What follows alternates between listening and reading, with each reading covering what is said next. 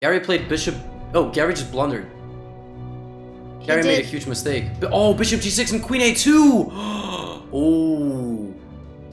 He must have missed bishop g6, opening up the diagonal of the queen, threatening queen a2, queen a1, checkmate in 2. What can I do about it? Would be a move like king to b1 to guard the a2 square, but then... Uh-oh, chat, what are we doing here? Kaboom! And we're live, everybody, with Champion Showdown. I'm International Master Levy Rosman. Anna, how are you? You excited for the games today? I'm hyped, Levy. This is the day when Hikaru will face the current world champion and the former world champion, starting the day against Magnus Carlsen, finishing the day with a game against Garry Kasparov. What else can we ask for? Hello, everybody just tuning in. This is day 2 of the Fischer Random Champion Showdown in St. Louis. Yeah, yesterday was an exciting day. Obviously, we got to see the big-time matchup between Mr. Kasparov, Mr. Carlsen, a little bit of a lackluster fight that resulted in a peculiar endgame finish, which normally you do not get out of Magnus Carlsen. Hikaru yesterday went 1.5 out of 3, as you see on the bottom left. I know it's kind of crowded down there, but we're doing our best with this scoreboard. The biggest surprise maybe of the day? MVL. Scoreless. A donut. He got as many points as the Twitch chat did. What do we expect from MVL today? His first round matchup is against Wesley So, the Fischer Random World Champion. Well, not an easy opponent, and definitely a shock to see MVL, such a strong rapid and blitz player, and really creative also. So I think he has all the right skills for Fischer Random as well, but somehow he started with 3 losses. Is he focusing a lot in his preparation for the candidates and didn't take that much time to get ready for the Fischer Random? Or was it just a bad day in the office? Maybe just a bad day and today he'll bounce back. I'm certainly hoping to see him bounce back because he definitely is capable of more than that. And the other surprise was Leinier Dominguez doing extremely well, 2.5 points. He's one of the leaders leading the tournament together with Magnus Carlsen. Yeah, I think for this round, I'm putting Garry Kasparov on the permanent watch on the bottom left. And we're going to feature Hikaru and Magnus on the big screen. I'm getting a little bit of deja vu. Are you not? I feel like we've been here before. We must certainly have been here before. Hikaru and Magnus played a world championship match, an unofficial world championship match in 2018 against each other in Fischer Random, battling it out over 5 days, if I remember correctly. The schedule of the event in Norway, Oslo. And I was lucky to be there in person. I was lucky to be there as one of the hosts together with Grandmaster Yasser Serevan. And I learned a lot both from Magnus and Hikaru and their thoughts on Fischer Random. So I'm going to try to share those views during the broadcast. You know who shares views? Both of these guys. Hikaru and Magnus playing the exact same setup and opening their bishops from the corner. So again, if anybody doesn't know, we are not watching standard chess. We are watching Fischer Random, Chess 960, 9LX. It pains me to say that one, but 9LX. That's when the starting row of pieces is shuffled. Only a couple rules apply. The bishops have to be on different colors, and the king has to, in some way, be between the rooks. And so there's 960 possible starting positions. Anna, you talked a lot about having the bishops in the corner and you want to open them up. Are you proud of these two guys opening the position like this? I love those bishops. Yeah, exactly. Both bishops are very active for both sides when we see the c4, b3 pushes and black doing the same. I like it. Yes, I think that's a good structure for making sure that the bishops will be active. And we already mentioned yesterday that castling is a possibility in Fischer Random too. All you need to do is vacate all the squares between the king and the rook, and after castling, the position of the castle will look the same as in traditional chess. So castle king side will be king on g1, rook on f1, castle queen side will be king on c1 and rook on d1. Doesn't matter where they are currently for castling, but you need to vacate the squares. Hikaru offers a trade very quickly, and we've seen throughout this event early queen moves. People are not afraid of their queen having to drop back. Just simply for the fact that you change the position a little bit. Now, normally you want central pawns. In this case, one guy has traded off his d pawn for his c pawn. I would love to go into the meta of what that means for the position. I don't quite know exactly what it means for the position. Seems pretty balanced. Yes, I wonder what this setup changes, but my understanding would be that since the knight traditionally stands on the b8 and g8 squares, with e8 and g8 knights, you cannot instantly attack the queen on d4. So normally knight c6 would be the move if we started with the initial traditional position. But in this case, the queen is safe on d4. And also, if anybody's confused, Magnus Carlsen did not just lose the game. There was a knight on e8 protecting the g7 square. Hikaru plays an interesting move, rook d1, pinning the pawn. Okay, both of them are playing very fast. Now, Anna, Hikaru has to castle kingside because he's now moved his rook, which removes the possibility of castling the other way. Actually, this happened to me earlier. I was playing a Fischer Random Arena with my audience. I played rook d1, and I tried to castle. I was like... and it wasn't working, and then I realized I had moved my rook. So Hikaru probably will play knight f3 and short castle. Yes, that is a possibility. Also in Fischer Random, I was going to mention that there are starting positions where you can castle on the very first move, which obviously in traditional chess is never the case. I thought that's funny when you can castle on move 1. Yeah, and I actually think castling on move 1 is not the recommended recipe, right, for chess 966. If you I don't think did we ever see a short or long castle? No, just not in this tournament yet on move 1, but I'm hoping there will be a position. I also heard on the official broadcast, on the official coverage of the St. Louis team, that if we get to draw a position that already happened in a previous round, then a new position will be drawn. So there is no way the same position will be repeated twice. Okay, that is very cool. Yes, that's important because that, first of all, that would be insanely statistically unlikely, right? Because yesterday we drew 3 positions. Imagine that person, whoever drew that, needs to go play the lottery. That person's got serious luck. Who does the drawing, by the way? You know? I'm guessing it's a computer-generated drawing. Oh. I don't imagine Yasser, Maurice, and Jen picking out the pieces one by one, but that would be a cool show too. So I may suggest it for the future. Yeah, like let each one of the players reach into the little thing and pick it out. All right, we got position 347. Everybody go run to your computers and check it out. So far so good, I think, with this game. Let's go for a little scan of everybody. Garry Kasparov playing. He and Fabi are playing the same way. Wesley So began... Okay, this is kind of interesting, actually. And the Wesley So MVL game, they immediately played d4, so they blocked in their corner bishops. I wonder why they ended up going for this setup instead, but interesting how they both traded white taking on c5, black taking on c4, rook takes, and now bishop d5. Intermediate move. For now, white is holding on to that extra pawn on c5, but I don't think that on the long run you'll manage. Or actually, wait, rook c1, b takes, you can still... No, there will be tactical motifs with the queen hanging on d1 if we play out those moves. Can we analyze on this board? Can we make moves? Yep. Rook c1, bc5, and what were you saying here? I was just thinking with these tactical motifs through the d5, there will be elements like knight takes c5, rook takes c5, rook takes, bishop takes g2, check. Oh, it's a nice idea, yeah. Take the bishop because the queen is hanging, but you do have king to e1 protecting the queen, although the h1 rook will drop regardless, so I don't think those lines work for white. After b takes c5, you shouldn't take the pawn on c5. And you can probably trap in the bishop, but the problem is that there's a second bishop, which normally is not the case, but everything gets destroyed. Your king is safe, and materially speaking, you are up a piece and 1 pawn. And if you learn anything from today's broadcast, it is good to be up a piece and 1 pawn. Everybody, Pep OG. Take notes.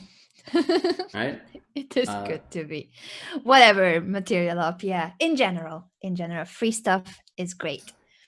Alireza and Aronian made a very similar attempt at playing with the bishops and then closed in their other bishop. They closed in their B-file bishop. So Everybody's going a different direction. One thing that Hikaru mentioned he liked about Levon Aronian is that Levon Aronian does not go for a closed structure. Let's try to keep our eye today on eyes, I suppose. Not, we don't have one eye collectively between two The two one hosts. eye we have as a Yeah. Cyclops. So oh my god, now I can't even say I think that between the two of us, we'll be able to see how many closed and open positions these guys go for. I think they go for closed positions because there's a lot lower risk in making a blunder and you'd rather maneuver. But Hikaru has said he likes playing Levon Aronian because Levon tries to open the position and get unique structure and ideas in every game. Yeah, they're very true that the originality and creativity of Levon Aronian was praised by Hikaru, and that game between the two of them, of course, was really exciting. I think Hikaru was, of course, still upset about his first game against Leinier Dominguez because he had no issues in that game out of the opening, but he was ambitious. He didn't want to just make a draw. He didn't like that the position was just very solid. So he may have risked a bit too much in that game one and lost the game because of that.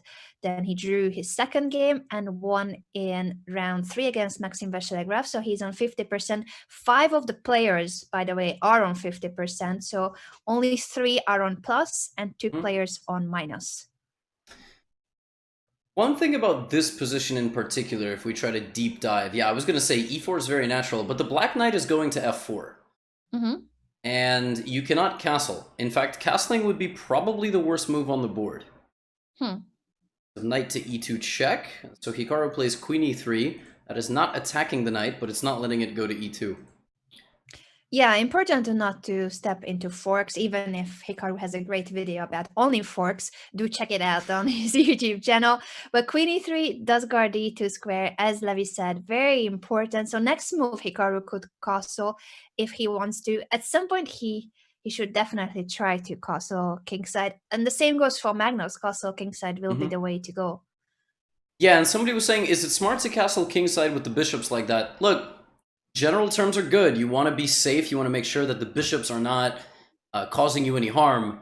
You've got to take it a step further. You have to go, is there an actual threat? Like, the bishops are there, but are they threatening anything? If not, castling should be okay. I don't think it's something that you need to do. Because what's your alternative? Leaving your king in the center? That's also bad. You've got to choose the lesser of two evils. Definitely, and castle queenside is not an option for Hikaru anymore because he moved the rook, but also Magnus is unlikely to castle queenside with the d file open. It would also be illegal. You cannot jump through a check square, so the d8 square is guarded by the d1 rook and the queen on d4. This is an interesting position. I like Hikaru's position because Magnus cannot comfortably move his e8 knight. So if knight d6 or knight f6, you always, it seems like, have well, first of all, knight d6, you take on f4 and you go, Magnus, what the hell? Because the queen stops guarding the knight. But if knight f6, maybe you have e5, which also seems mildly unpleasant. e5 in general just seems unpleasant. It cuts this diagonal to the knight, and also you have e6 as an idea in the future, just storming through. I wonder Magnus is thinking here for a few minutes. I do like your e5, e6 idea indeed because of that, yes. He offers a queen trade. How super GM of him. Offer the queen trade. It's probably the best move. But very super GM to get rid of the queens when there can be any slight danger around the king. And as you said, this e8 knight was just glued onto the defense of the g7 pawn. What can Hikaru do to keep the queens on the board? Maybe this is more of a question that doesn't have an answer. Do we want to play queen d2? That's the only square where the queen would not be captured. Yeah, if you take on c5, I am, first of all, assuming Magnus will take with the rook. If he takes with the pawn, it's an isolated pawn, but he could push it forward to then trade with the rook. I'm thinking bishop d4, but I'm thinking there's something wrong with this move. I was thinking queen b5. Maybe I should stop thinking, because I don't think queen b5 does much. You just block. Don't go king g1. And also don't try to castle out of check. That's illegal. Uh-huh. King g1 knight e2 and you lose. Yes. So you just want to block after queen b5 on d3. Yeah, so queen b5, knight d3 would be the way to go. Hikaru answered to a question by saying, no, there wasn't really a way of keeping the queens on the board. So he takes on c5 and plays... Oh, I thought he was about to play, but no, not yet. I was wondering if he'll follow up with a move like knight to e5 to keep the initiative. He can also castle, but it feels like if White has an advantage, that will be because he does something immediately, posing some direct questions to Magnus. Because if both of them will take a few more moves to develop simply the pieces, yeah, 95, I do like that. Just something concrete, because Magnus hasn't finished his development fully yet.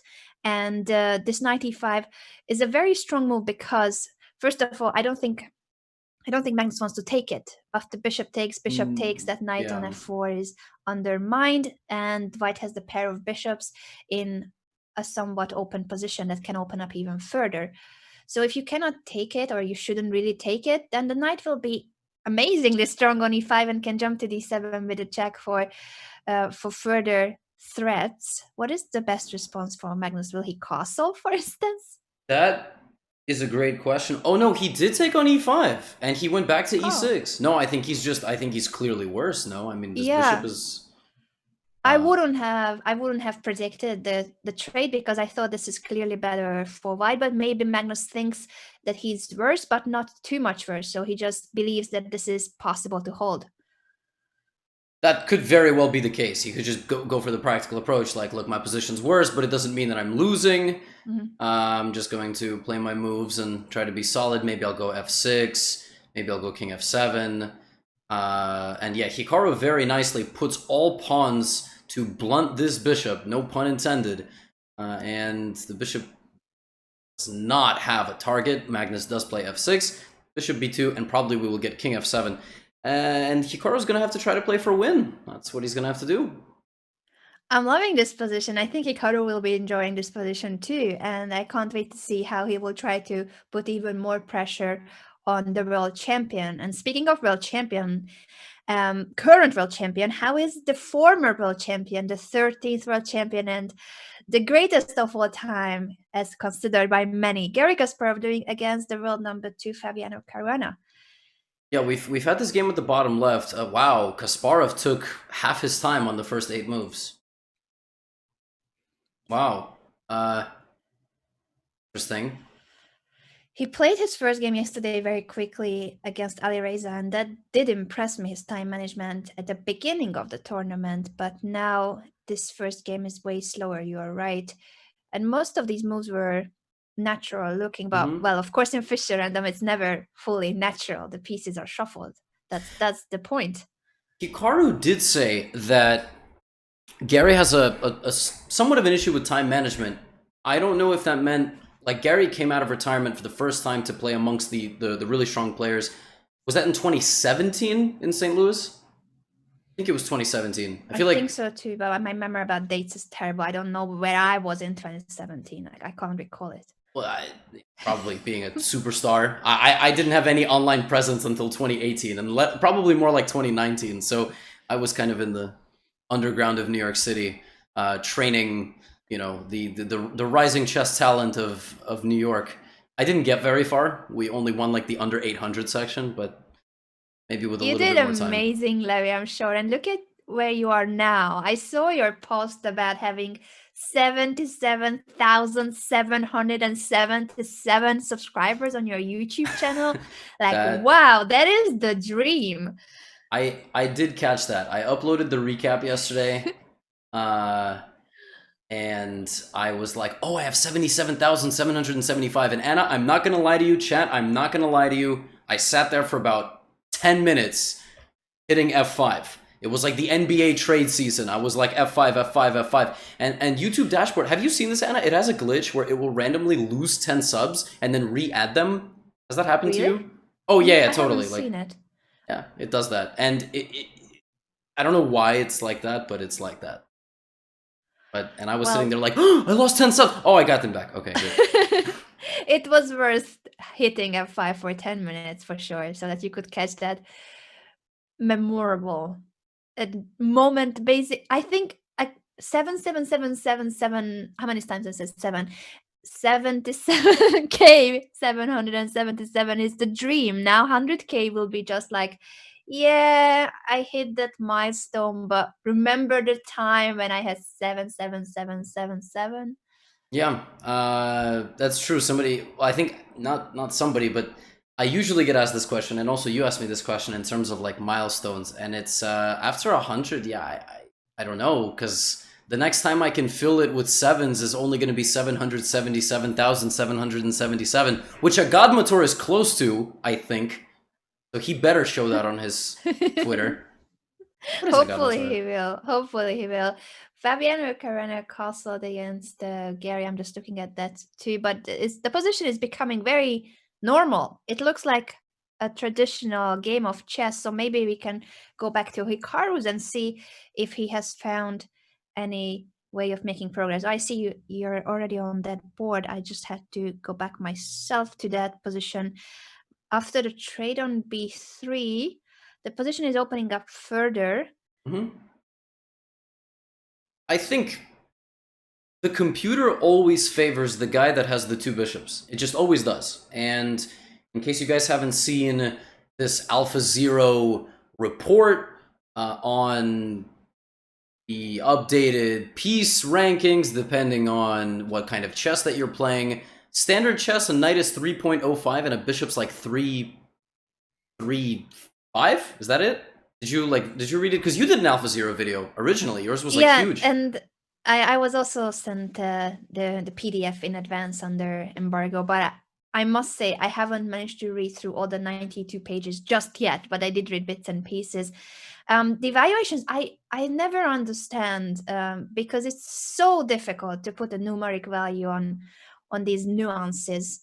I do appreciate all the findings of AlphaZero, because it always feels so refreshing the way AlphaZero looks at chess. So you guys should check it out. I have a comment for the AlphaZero paper. If you guys hit !mark AlphaZero in my chat. Oh, yeah, okay, I was gonna say, because now Hikaru's chat's gonna do the AlphaZero. They're gonna be Yeah, like, what? I'm sorry. I realized that I think it's only on my channel, but there is a paper that came out just a few days ago, published by the DeepMind team and former world champion Vladimir Kramnik. What a life. Like, retire. Kramnik is on my top. He's on my top 10 for sure. I need to figure out if he's on my top 5 all time. But he's brilliant, and he's just spending his retirement hanging out in that great house he has, and just frequently collaborating with the top AI chess mind in the world. What a life. Amazing. Yeah, what a life. What a life. And what a life for the bishops too in this position. I'm still looking at Hikaru's pair of bishops, and I'd like to see Hikaru go for a bishop maneuver like bishop d3, bishop c4. I'm pretty sure that he has moves like that on his mind, because the bishop on b1 is not an active piece, but imagine if we get it to c4, controlling that diagonal, attacking the e6 knight, and I don't think black can do much about it. Bishop d3, bishop c4 would be here, I think, a very appealing maneuver. I agree with you. And now my question is, well, it's easy to sit here and go, I got a +1 position against Magnus, but what's my plan to win it? How do we go for Magnus here? What do we do? Do we play bishop d3, rook a1? Do we play bishop f2, bishop a7? What do we play? I think Hikaru will activate the light squared bishop and then potentially bring the rook to a1, yes, because the a7 pawn is weak and it will start to be the target of Hikaru's attack. I think this is a 2-result position. White will be playing for a win, and in worst case scenario, it will be a draw. I really don't see how Magnus could get winning chances out of such a solid and worse position for him. So there's not much danger here. I don't see this going anywhere wrong for Hikaru. And basically, you just start looking where things went wrong, but it's Fisher random. So I really wonder what I'm gonna probably ask Hikaru about this later. What the improvement process is, since every position is so different. what do you train? Do you train anything? Because these guys, when something goes wrong, you go back to your drawing board, you go, was the opening good? Was my middle game plan after the opening good? How did I manage my time? Whereas here, it's total crapshoot, because every position is totally unique. True, true. And he said that as for his preparation, I was also listening to his interview on the official broadcast after our show, and he simply said that the best preparation, in his opinion, for Fischer Random is to be fresh. So there's not much you can do when it comes to opening theory or what do you even look up for the game. So basically, he just said, to be fresh, I guess that means sleep enough, maybe go outside if you can, take a bit of a walk if it's possible. Depends where you are, I'm guessing nowadays, but just to be ready for whatever initial starting position where you need the maximum of your chess skills and creativity at the same time. It seems to not matter how much I sleep or don't. I'll be honest. I don't play very well. I feel as though training chess is so fun. But when you stop training, we as chess players, we still want to do well, but we also don't want to work that hard. I think that's, maybe am I speaking for myself? Anna, do you feel the same way? Like, or am I solo No, on I this think one? most of us are trying to be as practical as possible, because you cannot study everything constantly. You cannot look up everything. But yes, I think Hikaru was just right about that. For Fischer Random, be fresh, be ready, and don't worry too much about the pairings, because there's nothing you can do when it comes to opening preparation before knowing the position. And after knowing the position, they have 3 minutes. So what are you doing 3 minutes? I don't know what's okay. Let's. I was gonna ask a question, and I just, as I'm like live on air, Twitch chat. My question, nope, scrapping the question that I was gonna ask, and we are going to look at some. Oh, one game we haven't looked at all. Peters Fiddler, Leinier Dominguez. The surprise of the event so far. Leinier is better against Peters Fiddler. Wow. That is once again a surprise, but as we highlighted, Leinier Dominguez might be among the lesser known participants, but he's a very strong grandmaster, former #1 player of Cuba and top board for Cuba at the Chess Olympiads, now representing the United States. He's one of the members of Team Caruana when it comes to World Championship matches, and possibly the candidates too. So he constantly is working with Fabiano, and he's a former World Blitz champion. So quite a resume for Dominguez. Quite a resume indeed. And he didn't win a World Blitz Championship that was empty, did he? Because there was a few that didn't have everybody. Did he win a full one? I'm pretty sure it was a full one. I can't recall who else were there, because it was 12 years ago, 2008, I think, when he won. But I'm pretty sure it was just as packed as usual. And in terms of his opponent, of course, 8-time Russian champion Peters Fiddler does not need introduction, and his chess.com handle, it's Hafu, does not need introduction anymore either. Yeah, that's such a crazy story. This position, again, the guy with the 2 bishops is going to have the advantage, and Leinier's bishop has a very clear target on the other side of the board. Fiddler's got a super solid position, but it's unclear what his plan here is. What is he going to play? Going to play knight back to d2 to offer a trade of this bishop. And what can he do with his pawns? I feel like his pawn play is immobile. Can't move any pawn in an advantageous way. Yes, that's an issue, and it's so comfortable here to have the pair of bishops. I wonder if he'll try to chase this bishop away from e4 with the move like knight d2, where I believe Dominguez would retreat the bishop and not allow the capture on e4. But I agree that Dominguez, who is one of the leaders of the tournament, him and Magnus Carlsen are on 2.5 points out of 3. He has a great chance again in this game with the black pieces against Peters Fiddler. Maybe we take a look at Alireza. Whoa, what?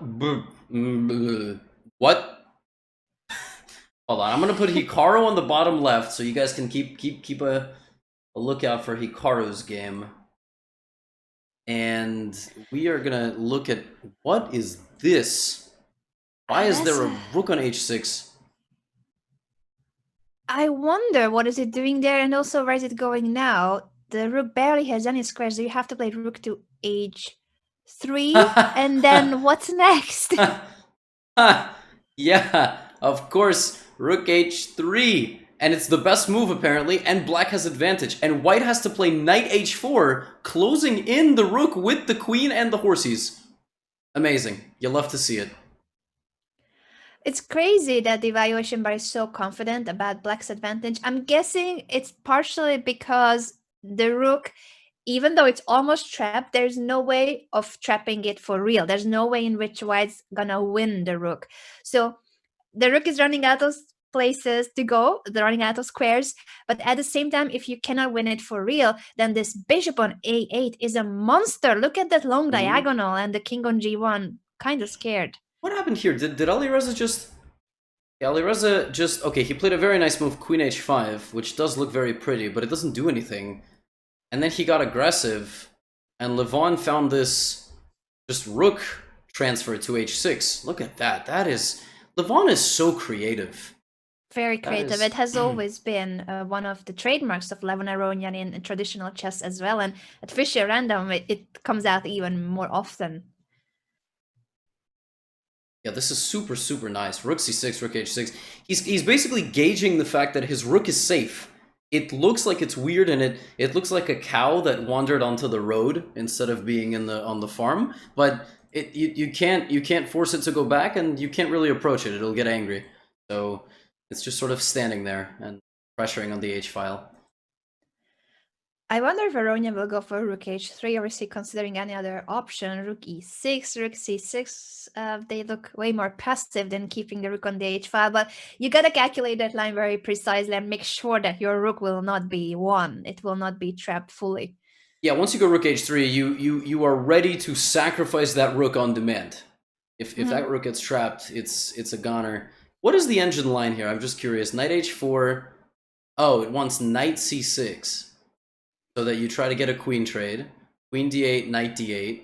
Now the knight is hanging. Knight f5. Okay, and the rook just survives. The rook just hangs out. King cannot approach because, again, as Anna said, the killer bishop on a8. Wow, what a weird position. That bishop is a monster. I just can't wait to see how this game develops. I'm also clicking on the developments in the rest of the games. Hikaru still in a promising position, but I wonder if Magnus is slipping out of his hands, because at least now black has managed to activate his pieces and bring the rooks into the game too. In the Magnus game, you said? Yes, yes. I feel like Magnus has managed to make progress and activate his pieces. Oh, I guess here's a nice idea from well, and then on the bottom left, I guess I will reposition Mr. Kasparov. Hikaru went for the bishop pair, not just oh, I should say bishops versus knights situation. And Magnus said, "All right, by all means, like take my bishop. I don't need it." And I guess by activating all of his pieces, Magnus now no longer has any sort of disadvantage. You know, Anna, people in the chat were saying +2 as early as bishop c6, so I guess Ceci had some idea. But again, Ceci probably saw one very granular approach to the game that both these guys just potentially didn't see or misevaluated, which is why you can't always trust the supercomputer. Yes, quite possibly, quite possibly. Maybe rook f2, this maneuver to bring the rook in through the second rank was a bit too slow. I really loved in that position the bishop maneuver, but once again, I also didn't see anything concrete, so perhaps we are missing out on one fine line, as Levi said, that would have given Hikaru more advantage. Still, this is a position that Hikaru will be playing for a win. He's the only one who can try to win this.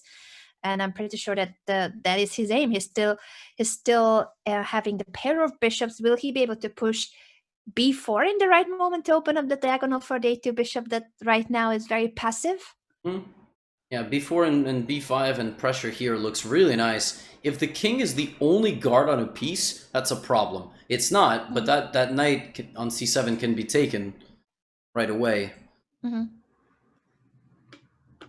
Yeah, Garry, meanwhile, this is the only game in an endgame, I think. Let's just jump around. Garry, West. Oh, wow. Whoa. Uh, huh? The sound effects. Where the hell are the pieces? What happened here? I have no idea. They are not playing Fisher Random anymore. They are just showing off with their endgame skills now. These guys played 45 moves? What is this, the Grunfeld? Like, I don't. How does this. Theory. They are still in their prep, still in preparation. But I don't like this endgame for MVL. He lost already his first 3 games. He's the one who's struggling the most in the event. And this endgame, I mean, this could go downhill easily. The White King is very active. The e5 pawn is always hanging, as you guys know. f6. All right. I did not see that coming just yet, but perhaps it's the best way. If you trade on f6, you already have an f passed pawn, and then try to attack the e5 pawn with the bishop. Very logical. Yeah, exactly. F6 is a nice move. The way you win bishop versus knight endgames with symmetrical, so not symmetrical, but rather equal pawn count, so 3 apiece. It's all about activity, and the white king is far more active than the black king. The bishop is much more active than the knight, and on top of everything, at any point you can win a pawn, and if you trade the right way, you get a winning king and pawn endgame. This looks like it should be winning, unless MVL has a fortress somehow. I think it would be a miracle, and it's sad to see MVL in such a bad position, still on 12 minutes. So you wonder where did he go wrong, and why is he playing so fast? Wouldn't have been a bit more practical to use his time earlier, not in this endgame where it already looks losing. Yeah, I guess I don't have a timestamp of how long MVL took on some of these moves, but it is definitely peculiar that it went this fast. I mean, the man's got 12 minutes on the clock, so. Yeah, a sad story for MVL. He's such a class act, as you mentioned yesterday. He was number 1 in blitz, forehand stance, among many other achievements. So he's a really creative, really speedy player, used to online chess. I wonder what's not working out today or yesterday too. Like basically in this event, he's struggling. He really is struggling, and at a certain point, you look at it and you go, he might not fully be invested in dominating a tournament like this one. It is, at the end of the day, totally different than being tied for first in the candidates. Again, we've always put all of our eggs in the basket of the candidates tournament. Like, before the Grand Chess Tour, Anna, what even existed for Rapid and Blitz? Anything besides the World Rapid and Blitz Championship?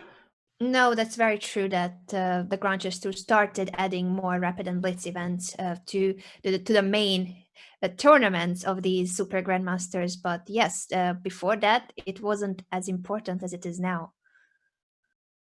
Totally not as important. And right before Hikaru signed off yesterday, I asked him this question. I guess he basically echoed the sentiments, and he said 2020 is the first time that high-stakes online events have even been happening. And now there's how many? 1 a month, basically? Like, yes, more than over the board because of the current world situation. Of course, we are very lucky that chess is a sport that can be also organized, held at the very highest level online too. It doesn't have to be over the board, and most over the board tournaments were cancelled or postponed during this year 2020.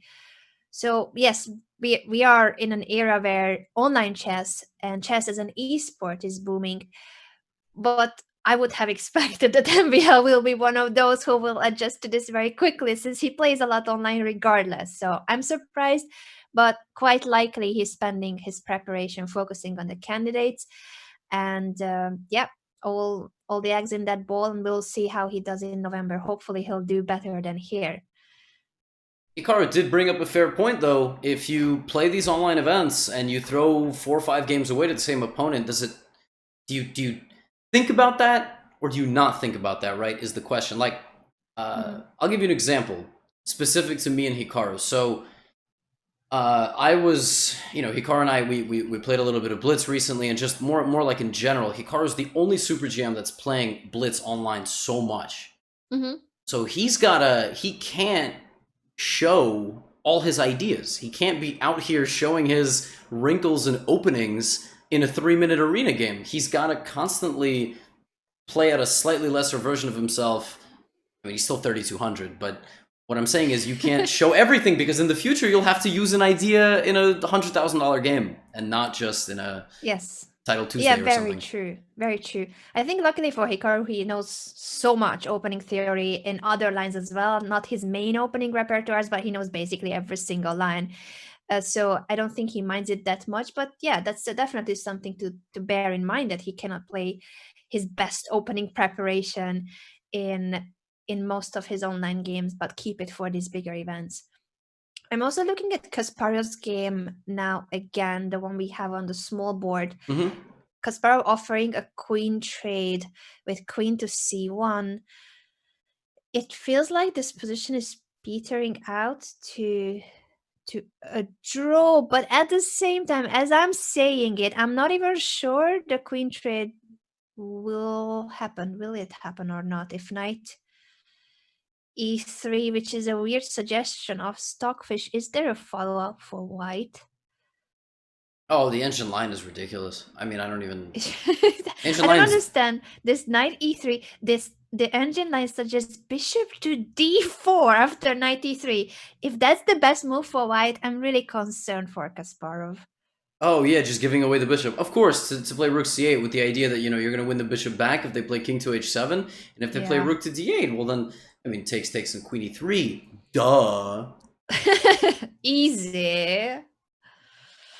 Okay. Come on, chat. Be serious. I wonder if we're gonna get to see that happen, or at least knight e3. If Fabiano simply trades on c1, I don't think there's any danger for Kasparov in the position. So the one thing that would be scary, if black manages to keep the queen on g5 and then push h4, because the g3 pawn is already under the attack of the queen, the bishop on b8, and then the h pawn joins in. So that would be a very scary attack, and that's why knight e3 is a strong move here. In fact, he played queen c1 as a response to h5. h5 actually was the last move that Fabi played. These moves happen, like in same-side castling situations. Out of nowhere, you're like h5, and the guy's like, it's like a movie. The guy like throws a punch, hits you, and you're like, whoa, okay, this is for real now. Except, in this case, Kasparov is going queen c1, which is, I think, the equivalent of taking down someone who's getting real aggressive. They're like, nope, queen trade. And that's why knight e3, as Anna said, is the right move. Anna, if he doesn't play bishop d4, is he just like losing?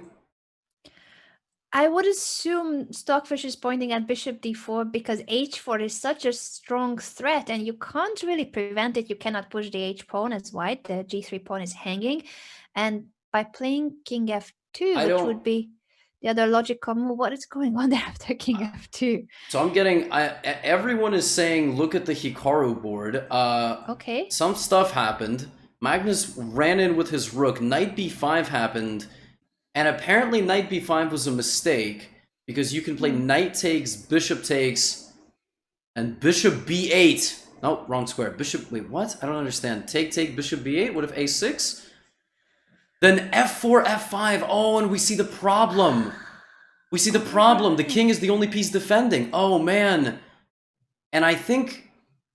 Okay, that does make sense, and it's actually a very human idea. He already opened up the diagonal for the bishop by pushing b4. We were discussing that move, and now f4, f5 is the way to execute this. Yeah. But I guess it was missed. I guess, and Magnus gets one chance, and he now... Wait, is it happening now? What's the difference? It is happening. It's happening. Well, what's the difference? The rook was on d1 before, or c1. Where was the rook? It was somewhere. Where was the rook? Yes, why is it not good anymore? Oh, black does have some time to go back to d7 to protect the knight and step out of the pin. Is that the big deal? Oh, is that bishop b8's not with the tempo? So before bishop b8, let the rook go to a1, then f4 was in time, because if black moves the king out of the pin, they lost the knight. But now black plays bishop d7, f4, moves the king, and there's no more pin, and the bishop is defending. Oh my god, it's a game of one move. And there it is. Just one tempo, a slight difference in the variation, and it does look like Magnus will escape now after bishop d7, because in case of f4, he has time to step out of the a to ga diagonal, step out of the pin, and save the knight. That's exactly right, and it's really passive defense, and he's barely getting by, but he might now with bishop d7 and rook a1. We'll show that one more time. Just bring that back for a second. So b4. Yeah, the trade on b5 was... Oh, the difference is the rook's on d1 and the bishop is... Okay, got it. So Hikaru played bishop b3, hitting the rook. Yeah. But he had to play take, and bishop b8. And this position is apparently winning because of the f4 idea. Yes, a minor difference that changes the entire evaluation. It's still a better position for Hikaru, this one after bishop d7, but he may have missed his chance by going for the same line in a different scenario without playing bishop b3. And now the problem is the pawn on a7 is guarded. Although let's just say it's still only white who is playing for something here. You'll play king e3, f4, and so on, and you're much more active than the enemy king in this endgame. And that's exactly why Hikaru plays that move. But Magnus might not even take. He'll just play rook b1, and yeah, so it's going to be bishop d5, rook b4. Oh, you can play rook a7 because it hits the bishop. Okay, it'll probably just be a draw. Rook a7, rook b8, rook d7, or that. Yeah, easy. Chess is so easy. I'm keeping an eye on the rest of the games too for a moment. What happened in the game of Aronian in that moment when we were looking at that rook h3 move? He did play it.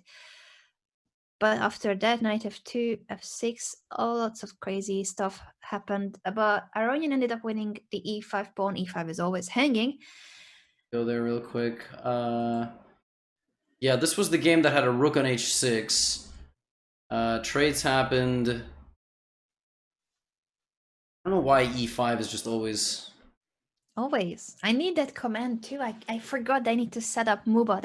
I had that in mind that before the show, Anna, you need to remember Mubot, e5, but then I forgot.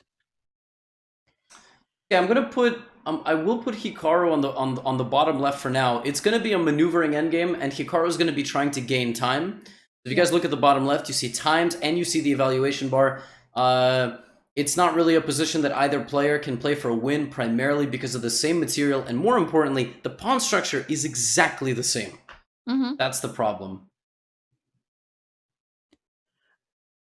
I think Levy, is this correct that I'm seeing a draw for MVL? I mean, I would be very happy for the Frenchman if he doesn't lose his 4th game, but how did he survive the 10th game?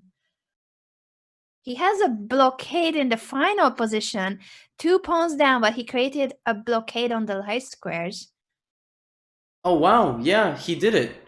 He did it, exactly. This is the only way to draw this with the king and the knight. I had mentioned earlier that you have every disadvantage in the book, but a fortress on the light squares is the only way that you can defend, and you just go back and forth. And there is no way to stop the knight from going to any of these squares and then back.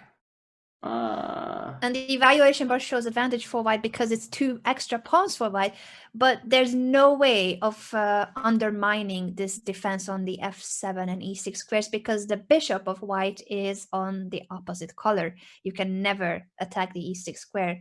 So very successful fortress built by MVL in quite an inferior endgame. He saves his first half a point and maybe he'll start winning from the next round on. We'll see. Maybe. No promises, but it could happen. Could happen.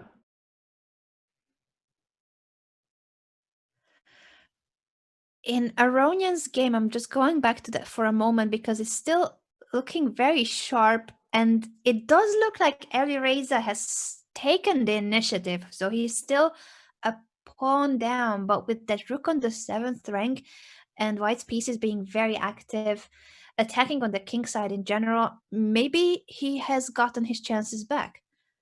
This one's gonna be like complete chaos. Complete chaos. Guys, oh, okay, they already drew. Hikaru and Magnus is official. It is a draw.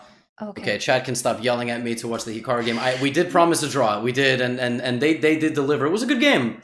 Good game. It was Some a great pressure on game. Magnus and... Yeah, but... Hikaru had his chances. He was better and he was trying to win the game.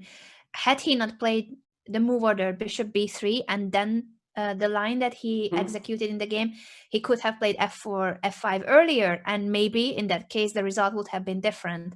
We'll need to ask Hikaru about that later when he joins us after the final round. So this was only the first game of the day. There will be 2 more rounds today, and in today's final game, Hikaru will be facing the one and only Garry Kasparov. Speaking of Garry Kasparov, he is actually completely lost. Is he? He is completely lost. Yeah, he a few moves ago was actually consolidating and was slightly better, and played knight takes h3, winning a pawn, and played the move queen c... Wait, what? Wait, Anna, did Garry blunder a check? I don't get it. Yeah, this feels like a blunder. I mean, yeah. Bishop... I'm trying to understand what is it that he did not see, but it's not only that it's a check. The queen was protected by the d5 knight, so... Slipped. Okay, he mouse slipped. Okay. I was gonna say, like, yeah, that doesn't... Yeah. I mean, there's no... I mean, first of all, it doesn't even make sense because it's protected, so... Yeah. It's too big of a blunder, and it's twice a blunder. It doesn't work even if it wasn't a check. So he mouse slipped, meaning that he wanted to take on c5 instead, or I wonder what was going to be his actual move. Wow, that is nuts. Yeah, I don't know. I mean, mouse slip... Maybe he was like trying to go e3? Maybe. But yeah, even that doesn't look great. I don't know. Man, that is brutal. You never want to see Garry losing like that. Definitely not. It's painful. To be fair, Fabiano has been putting a lot of pressure on Garry, but maybe he pushed too hard, because after bishop c5, if it wasn't for that mouse slip, white doesn't have any issues anymore. The knight on h3 is still misplaced, but if you take the time to step out of the tactical motives, you also bring back the knight, and white in that position already has a pawn up. So this was a really good chance for Garry to score, and instead of that, he blundered the piece, mouse slipped. I saw Hikaru was in the chat. And even wrote, I think he wrote, "Where was the win?" And yeah, we will show it one more time. The position was pressure throughout.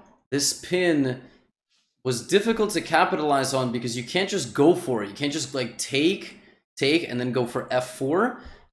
Because Magnus has this defensive resource g6, and if f5 take, it looks like you're in time, but there is rook f1 check at a timely moment. So rather than just going for it, you have to play bishop b8, where the bishop is able to link together with the piece.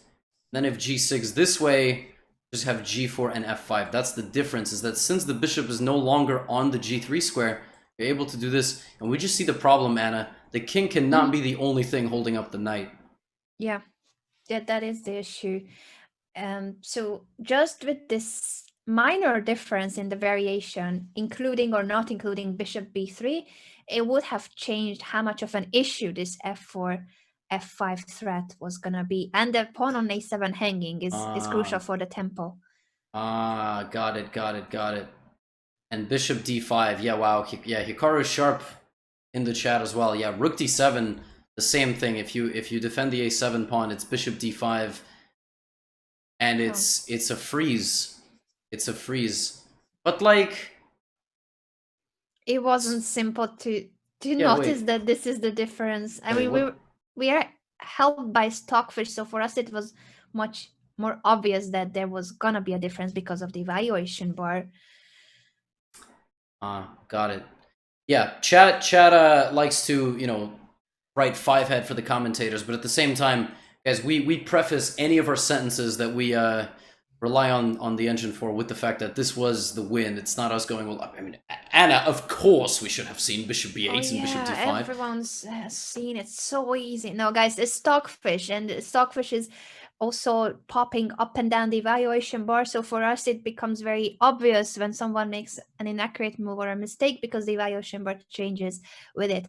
The players don't have access to such tools. Levon Aronian is completely winning. He is literally checkmating Alireza Firouzja, and it is official. It is over. It is done. Done. Over. Just when I thought that Alireza was back in the game, because he did have some counterplay for the pawn, Aronian ends up winning. Maybe this move after bishop f6, I saw the evaluation bar jumping again back to black's advantage. Queen d5 seems to have been a mistake, and Stockfish was suggesting queen f5 to trade queens, but he was already a pawn down, so I can understand why he wasn't thinking, oh yeah, queen trade, yeah, that's exactly what I should go for, right? The pawn down endgame.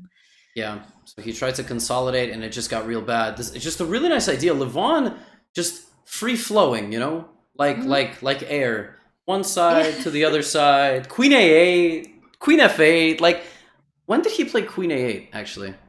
It's beautiful how he was swinging back and forth, indeed.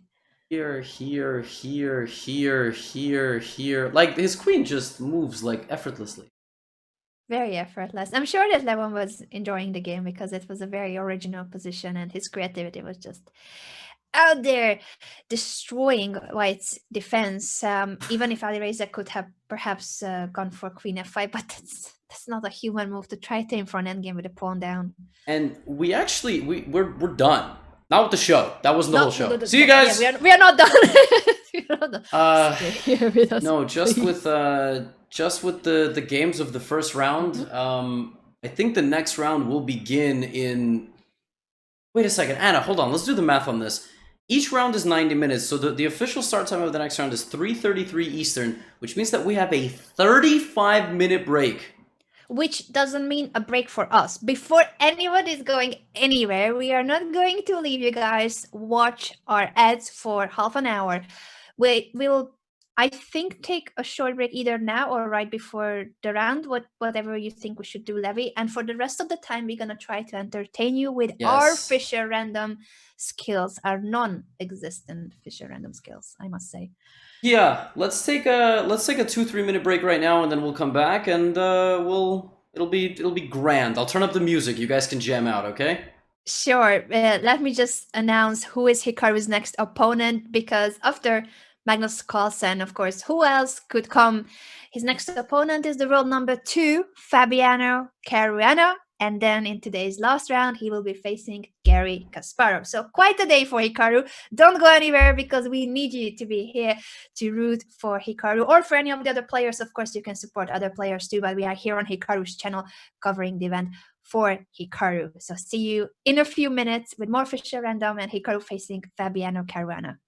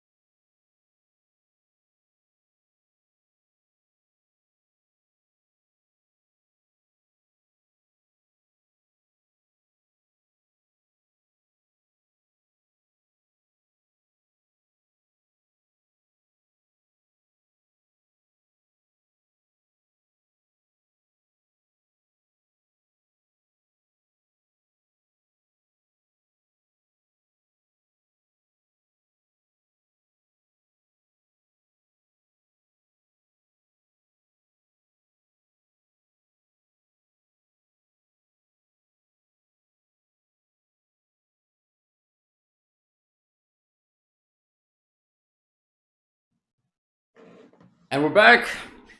Chess 960, 9LX Champion Showdown, first round of day 2 in the books. Magnus and Hikaru just squared off, and it was a tense game, I would say, ending in a draw. Fair result. Fair result, but Hikaru was pushing, so I think it was great to see that the tendency was that Hikaru got the upper hand in the opening stage of the game with a pair of bishops and then put quite a lot of pressure on Magnus. So if anyone is happy with the draw, it is the world champion Magnus Carlsen. But there are 2 more games today in the Chess 960 portion of the Champion Showdown. If you're just tuning in, we are playing in this event a variant of chess that was invented by the former world champion Bobby Fischer. And the idea is that the pawns are on the starting rank, on the 2nd and 7th rank as usual, but every other piece is shuffled depending on the position that's drawn. There are 960 different starting positions, including the traditional one, but the traditional one is taken out as an option for this event. Of course, we don't want to see opening theory. That's the whole point of Chess 960, that it's all about the creativity and just something new, something refreshing. Exactly, and listen, we don't organize the flow of the tournament. That is something that we are at the mercy of our friendly organizers. And so we have the standings up on the left side of the screen, but we are hoping to entertain you in between games with some sub games maybe. And we'll play some Chess 960, Anna and I will play some Hand and Brain Chess 960 against subs. We'll do some sort of 5-minute thing. We're not gonna play each other today. Chess 960. I'm loving the idea. It's gonna be chaotic, but definitely entertaining. Oh, and we already have a game actually. Okay. All right, so I need to follow you, I'm guessing, but I'm gonna say pawn. I'm hoping you have a pawn that you can move. Nope, none. None? Wait, I don't see your position yet. No, I played F4. So we got bishops here. Okay. Sure. Yeah, I think that's a good move. Oh, free stuff. A bishop. It happens. It can happen in Fischer Random that on the second move you are able to capture a pawn on the flank. We mentioned this, that since the rooks are oftentimes not in the corner in Fischer Random, those pawns can be hanging straight away. Black has the same option to take on a2, but we are capturing first and the rooks are also hanging. So I like it. This is the position, by the way, with the rooks this close to the king, where you could castle first move if there was enough space. So you need to vacate the right square still, of course. Yeah, Anna, do we take... What do you want me to do here? Oh, they took on a2. I didn't realize that they already have made their move. I think we will just go for another bishop move. Well, I don't really have any options. And now, let's think. Will we just play bishop again? Okay, great. Let's go Pac-Man mode, capture everything we can. Oh boy. Great. Okay. I'm gonna say... I'm gonna say... I don't want to give up that rook, though. I think I'm gonna say knight. Oh, no. Okay. Did you prefer bishop? Yeah, I wanted to take everything. That would have been a lot more fun. Just going in zigzag motion. Could have been a move, but I think we'll be better here too, because we get to start the attack. Okay, fair. Yeah, so we can only castle kingside now because we've moved our queenside rook. It doesn't exist anymore, so this rook only has the ability to go this way. Exactly, and it takes a long time to vacate all those squares for the king side, but we're gonna try. We're gonna say now pawn for Devi. This is good. I like it. Yeah, I wanted to get the queen into the game. Yeah, so far so good. Our opponent is 756, 842 blitz. This is a scary opponent. It is. In Fischer Random, there's no opening theory advantage that we may have over some of the advanced level players. So definitely, we have been caught out of our own preparation. We don't have any. Will we just go and wonder for another pawn move? Yeah, very active central space here. Mm-hmm. I like it, and it also opens up the diagonal of the bishop, so we are ready to develop the f1 bishop. Maybe not just yet, though, because d5, black wants to take on e4 and open the d file, have that d5 square for the knight. Black is playing well. I think our opponent is underrated. He's playing really good chess. I'm gonna say pawn and let you decide. This seems like it makes the most sense. I like it, yeah. Gaining space, making sure that we have a better control of the center. Says, yo, Levy, nice shirt. You got a nice shirt too, man. I don't see it. It might not even exist, but nice shirt. Everyone in chat is looking nice today. Nice shirt, by the way. Thank you. I saw so many comments about your shirt that I had to mention it too. We don't have pineapple shirt here, so we need some. That's great. It doesn't matter whether there's whether it's a reel in the statement that I was just about to say to the dearest chat. But you guys are wonderful, and thanks for being here. Yes, thanks everybody so much for being here on Hikaru's channel or on the auxiliary dance floor here on my channel. Today we are alternating with Levi, the secondary room for the chat if you guys want to hang out. But of course, this is all about Hikaru and his channel. I need to say a piece though, which is gonna be pawn. Well, I was thinking queen too, but I'm gonna say pawn. Oh, pawn is just the queen in disguise. It is. It's a future queen. We have a very nice structure, and our opponent's playing fast, and he's playing good moves, which is a very bad combination. You either should play too slowly, or you should play badly. Okay, maybe we spoke too soon about his abilities if he didn't know that he could still castle kingside. He will not be able to do that anymore, luckily for us. Let's bring in some of our pieces. Knight. I think you mean this? Yeah, because on h1 it wasn't doing a great job. King d7. Now our opponent needs to play king c6. King's got to be the most active piece. For those of you joining us on the Twitch homepage, king has to be the most active piece in the game. No, it doesn't. Nope. Just trying to trick our opponent. He still plays alright moves. Luckily for us, the c2 knight is covering the a1 square, so rook a1 is not really a threat. I'm gonna say bishop, since we still have the possibility of castling. We may end up castling if we want to.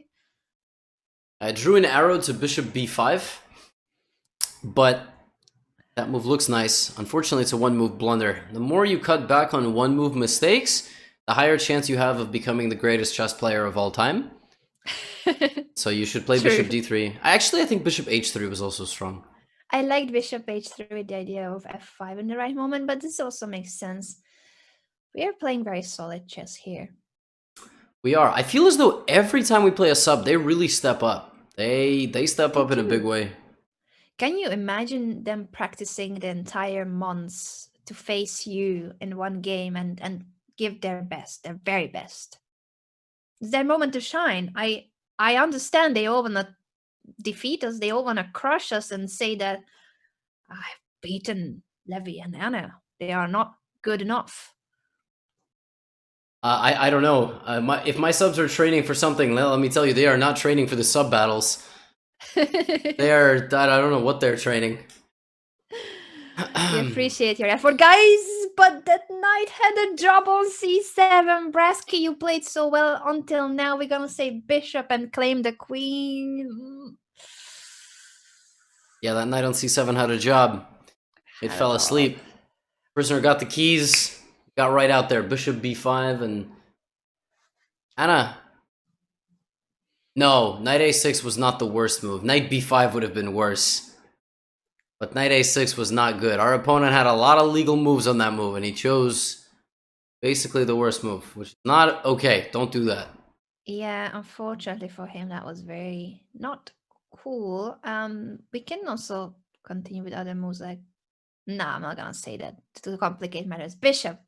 Simple. The simpler the better. I was looking at queen a5, but knight c7 was still okay there. And now with the queen up, I think we can start moving that piece to queen. Yeah. Just find a safe square, deep in the opponent's territory. Make sure you have a ticket home. No, just as long as you're not getting stuck anywhere. And the queen is going to do damage. But don't blunder the queen. Don't. Bresky, you played so well up until that knight a6. You played really well. And also, queen's not the only one that has to do damage. Don't forget that you have 2 knights and a rook. Mm-hmm. Telling the chat, I'm telling Anna in case she only wants to move the queen. I'm gonna show off with my Fischer random castling skills. King. Isn't it possible? Oh yeah. We did it! I was looking at it like, wait, aren't we already castled? But I forgot that we didn't castle. Got it. We did it! Did you guys see how cool it is to castle in Fischer random? It's totally awkward. I love it. But it ends up being normal castling, the position now. Let's also bring that knight in. We haven't moved enough pieces, yeah. No. Queen. Queen indeed. Saw a question about castling one way or the other. Just like in the regular game of chess, each rook can only castle in a certain way. It can only castle kingside or to the queen side. So that rook did not have a choice. It had to go short castling. It looked like we were castled, but that rook was destined to end up on f1. And it's true. That's the beauty of Fischer random castling.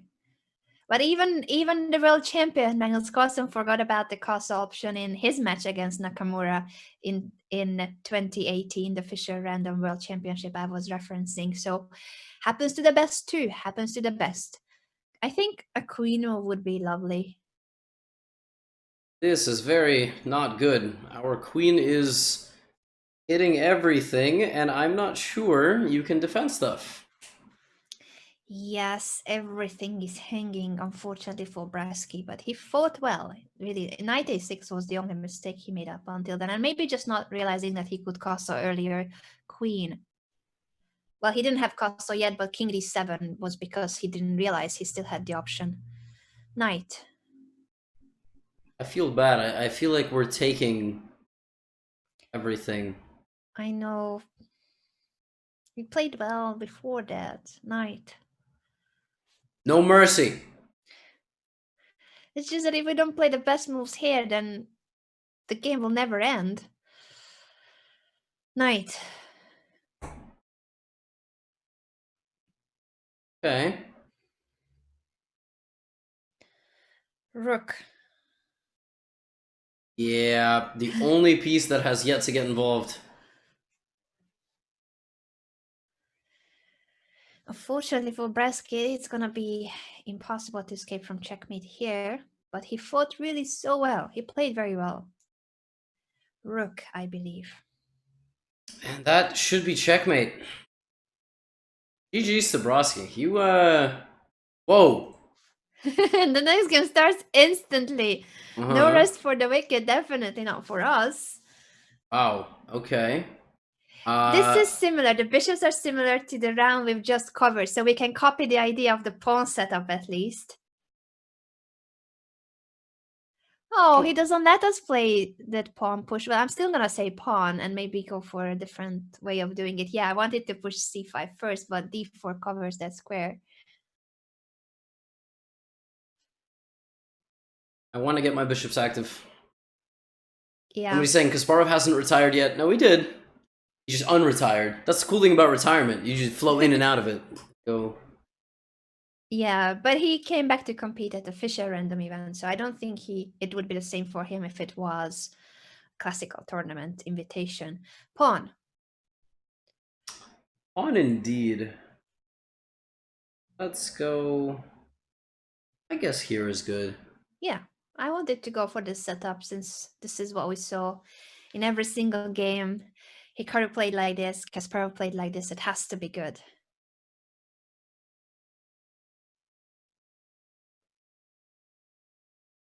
And we wait for a move. And I saw a few minutes ago, it said 14 minutes till the next game. These breaks are just extremely long, and I don't know what the players are doing. I mean, I know what Kasparov is doing. He is pacing around his room and swearing. That is definitely what he's doing. But I don't think so. I think he must be watching our Fisher random game as preparation. Imagine if some of them tunes into what we are up to. Imagine. Night. I hope they don't. yeah, they're gonna be very confused. Their level will drop instantly after our games. I don't know. Maybe they'll get inspired. They'll be like, "Wow, I never want to play like these guys. Let me up my game a little bit here." Yeah, that could be the way it goes. I agree. I'm gonna say pawn. Yeah, we have a lot of pawn moves. I We don't do. know. I don't. We do. I'm gonna go here. Yes, Yeah. I just wanted to prevent d5, so I wasn't sure whether e6 or d5, but I think you didn't want to make it too symmetrical. I like that. Yeah, so games begin in 10 minutes, which means that the players will get to see the position in 6 to 7 minutes. We don't actually know what that looks like. From what they have written on the website, it would be that the drawing is in 10 minutes and the game in 13, unless they changed it. Do you think Aha! they changed it? Because that's what I don't read know. the schedule. In any case, we'll get to see the positions as soon as it's drawn and we'll share it with you guys. For now, I think what I will say to Levy is king. Did it? Yeah, we castled again. 2 out of 2. Yes, and if anyone's confused, at the bottom left of your screen, you have all the results up. If you actually look, Hikaru is number 6, and against number 1, the first column, he did make a draw. So Magnus and Hikaru drew. Now Hikaru is going to go up against Fabiano Caruana. We had some questions about the overall score. The overall score is on the right side, all the way at the right. And the tiebreak, I don't think our thing has a tiebreak. I think it might just be alphabetical. It's maybe not. Yeah, No. I would guess it's not with the tiebreaker. It's too early for looking at tiebreaks. We're not even at the halfway mark of the tournament. All right, what do we do next? This is such a solid position. Elias is doing well as well, just like our previous opponent. I'll probably try to make a knight move. I feel like you really like sideways knight moves. Yes, I do. Knight maneuvers in general have always been my favorite. Do you have something that you would say, oh, that's my trademark in chess? That's what I like a lot. I think my whole playing style is just very chaotic and aggressive in nature. Chaotic and aggressive. That's exactly the opposite of how I play. I'm very solid and No, I'll grind in a 70 move endgame. No, I do ridiculous stuff. I sack pieces. It's one of the reasons, like, sometimes I have blitz sessions that are like minus 100 points because I just lose to everybody, but you have the opposite too. You gain like 100, 200 points in a session. All right, we gotta go faster here. Yeah, I'm gonna say pawn because this is scary. Our opponent just wants to attack us brutally on the king side. I could picture him going h4 and saying, take that knight if you want to. Don't give It's him not even a bad ideas. move. It's not a bad move. Queen h5 here is very interesting because if we take his knight... Oh, okay. We almost did it. But I really thought h4 was interesting for white. Let's say pawn, now that we are ahead. Somewhat ahead in development. I think this is a good move. I like it because our bishop's going to be active and the a1 bishop is not active just yet. Let's take back with actually so many good options. Or not. Huh. Do we want hanging pawns? Do we want to take back with maybe. Let's take back with the pawn, yeah. Oh, that's not a pawn. Oh, sorry. It's okay. Yellow card to us, I guess, because we didn't have communication. I was hovering that move for so long that I swear I thought you said knight, and I was like, all right, cool. And then I was like, all right, I was whatever. thinking of it, but then I also didn't All right, want let's our go. c5 pawn to be on its own queen. Queen. We Here. cheated. We cheated. Okay. Oh, yellow card to us. Okay, we have to, now we have to focus and... Okay, I'm gonna say pieces real quick. Whew. I think if nothing strange happens, rook, but if there's a capture or something hanging, okay, that's fine, knight. You do have 5-second bone. Oh, okay, that's good. After a potential knight move of white, I'm gonna say rook. Yeah. Ooh. Alright, we've caught up on time. We did. We only have one yellow card so far. Way too many. Okay. Pawn. This? Yeah, for instance. What did you think? I didn't have any in particular. I was hoping you'll find one. Knight. Yeah, I wasn't sure if f5 or to take on d4, and I thought you'll decide it. So I didn't decide for myself. Queen. I like that move. Ooh, queen again. Yeah. And now bishop. Poor Elias, he did so well until that blunder. Bishop again.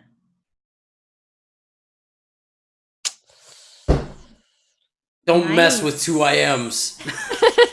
Even if they don't have communication.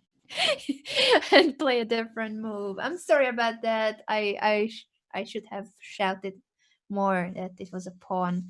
But Elias played very well until blundering queen g2. I think I like our position, but it's not winning for sure. It's pleasant, but it's not that much.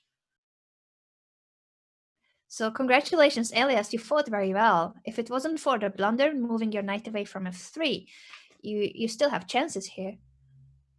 And also, yeah, we should have moved the pawn and not the knight, but sorry.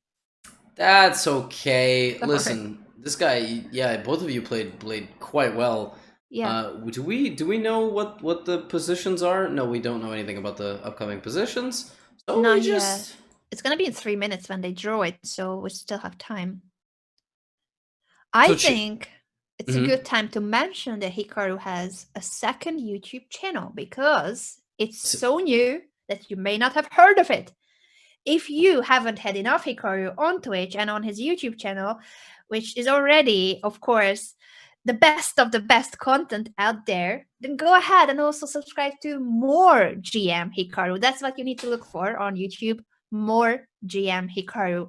And you may be surprised that you will see 2 thumbnails as the first 2 videos that are familiar faces to you from the show. The 3 of us played the sub battle the other day, and those are the first 2 clips on Hikaru's new channel.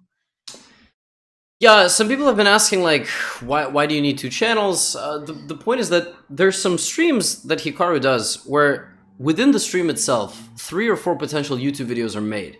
Yeah. And then on top of that, in case, well, first of all, put anything on top of that aside. Let's say you have 4 streams, now you have 15 potential YouTube videos. You can't, like, you know what I mean? You can't sustain that all on one channel. And so for that reason, we have a second one. Exactly. It's got way too much amazing content to be put on one channel. You can't just upload everything and just throw it onto one channel. 7, 8 videos a day doesn't make sense to any YouTube channel when it's about content like this. So Hikaru will have 2 different channels, but both of them will be very active. Go ahead and sign up for the new one as well. And someone said, how do 3-team sub battles work? And that is why you should go to more GM Hikaru on YouTube and watch how a 3-team sub battle works. You should watch all 2 hours, and ad block should be disabled. And that is how you enjoy the more GM Hikaru experience on YouTube. Exactly. I couldn't have said it better, Levy. And I'm so excited that we're going to know the position in 1 minute. Hopefully, I think in 1 minute the drawing is happening. And I'm just hoping that it will appear on our board also Yeah, as soon as it's drawn. I mean, maybe I'm dreaming that it would be ideal that we get to have access to the position instantly, but shortly, in a minute or two, we're going to know the position. Once again, the pairings. This is round 5 of the Fischer random portion of the Champions Showdown. We're going to get to see Hikaru facing Fabiano Caruana, the world number 2, Fabiano Caruana. Fabiano with the white pieces. Magnus has the white pieces against the current Fischer random world champion, Wesley So. That's another high-stakes game there, yeah. Dominguez versus Kasparov, Aronian versus Swidler, and Vachilagrov versus Firouzja are the rest of the pairings. I think our permanent bottom left board is going to be Hikaru's game, and probably the Magnus game. We should probably start with Hikaru on the big screen, or Magnus, whatever. But the Magnus Wesley So matchup is very intriguing. The two of them played for the World Championship in Fischer Random, and actually Wesley So won, and in pretty convincing fashion. He really won. He did really win against the world champion at Blitz, Rapid, and Classical Chess. Magnus Carlsen holds all 3 titles, but he does not hold the Fischer Random title because Wesley took it. The championship in 2018 was an unofficial one because FIDE in that year didn't recognize yet the championship as the world championship, but it basically was considered a world championship because Hikaru was the previous holder of the title. So Magnus was a challenger there. Magnus won that championship, and the next year it was Wesley who beat Magnus. So the current champion is Wesley So. They played a super exciting match, and actually, we don't have to wait a whole lot longer. We've got some games up here. Let me move this board and get our board here. This is the position. So what do we think? What is this? Okay, so for the bishops, what we learned from the previous games and what we also tried to do in our own game, you need to open up the diagonals for those bishops with pawn pushes that are f4 and g3. We are likely to see that pawn structure on the king side. But maybe if white pushes, white or black or both will push that pawn or those pawns, then will you ever want to castle that flank? It will depend a lot on the piece placement too, but I don't know. This is funny how it's similar to the bishop placement of the previous round, but on the other flank. And as for the knights, the knight on a1 and a8 is really poor. You'll need to find a way to activate it. And this is yet again a position where you can almost castle first move. Only almost. Yeah, no, you can. Shoot, you can castle first move on the queen's side. Oh, I've just realized. It was like a boom in my brain. Yeah, you yelled. It kind of scared me. I'm not gonna lie. Sorry. It was like a very good explanation, and I was like, all right, I'm just gonna. It was like the way commentary flow goes, and then you're just like, whoa, and I was like, oh my god, football. Yeah, I'm back. Real Madrid is playing. Sorry. Oh, that was terrifying. All right, Hikaru's at the bottom left. He's got the black pieces against Fabiano Caruana. Fabi just got a win over Garry Kasparov in a strange way. But a win is a win. We got Magnus Carlsen, Magnus Carlsen, Wesley So.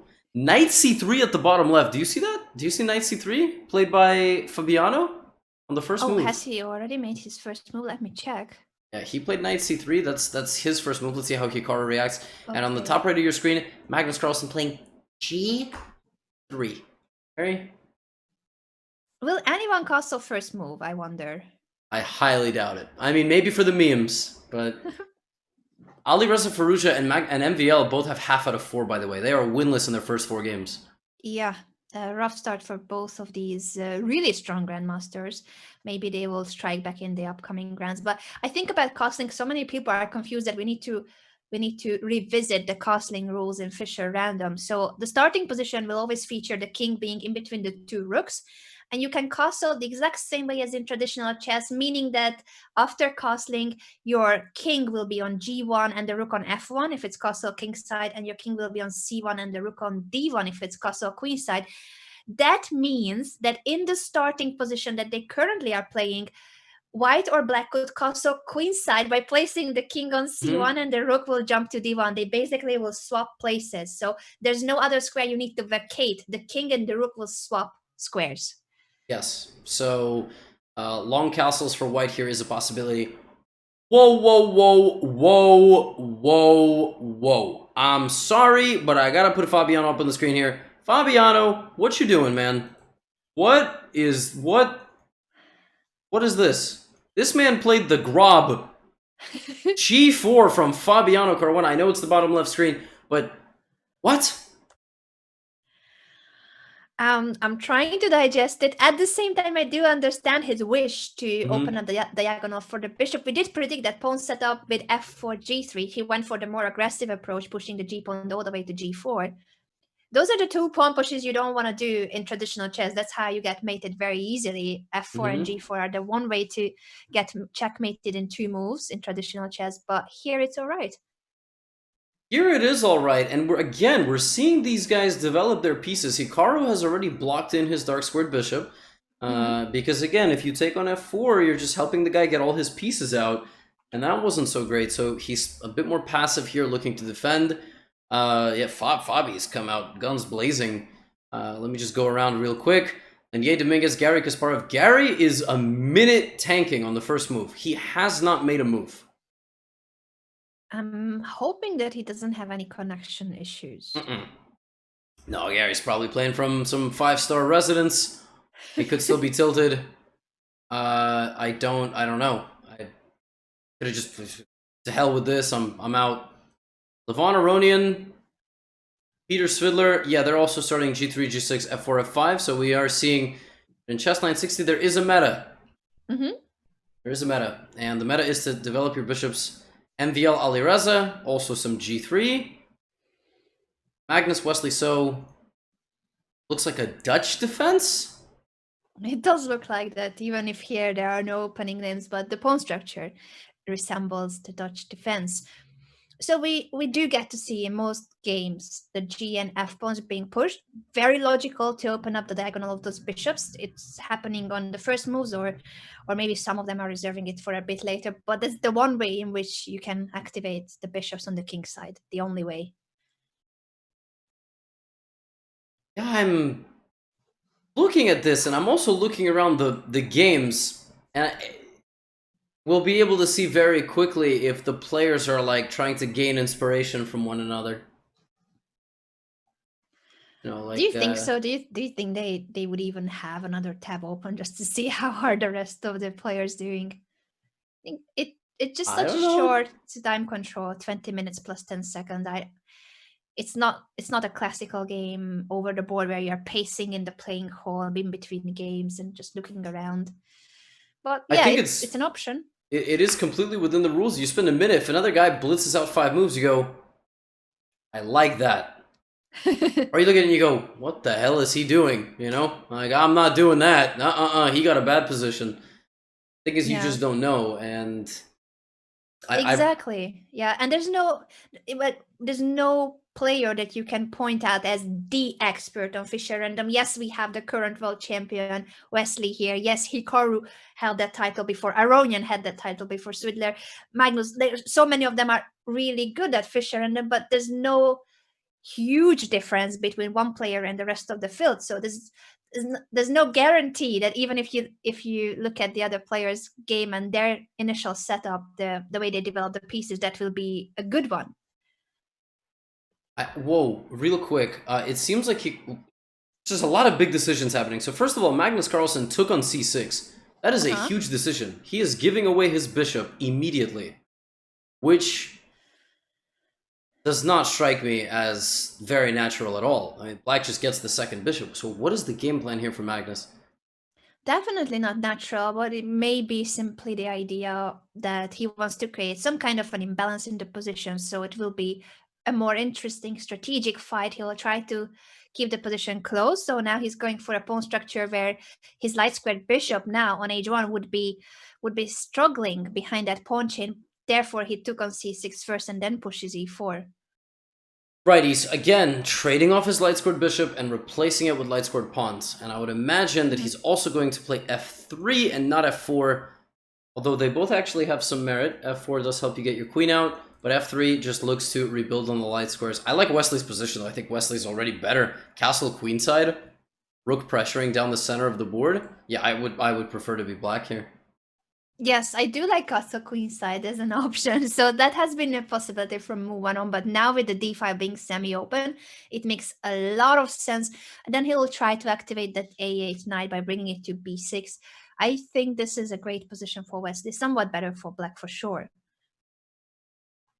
Shall we go back to Hikaru and see how he's developing his pieces? He did castle, and Fabi as well. They both castled on move 5. Wow, they did both castle on move 5.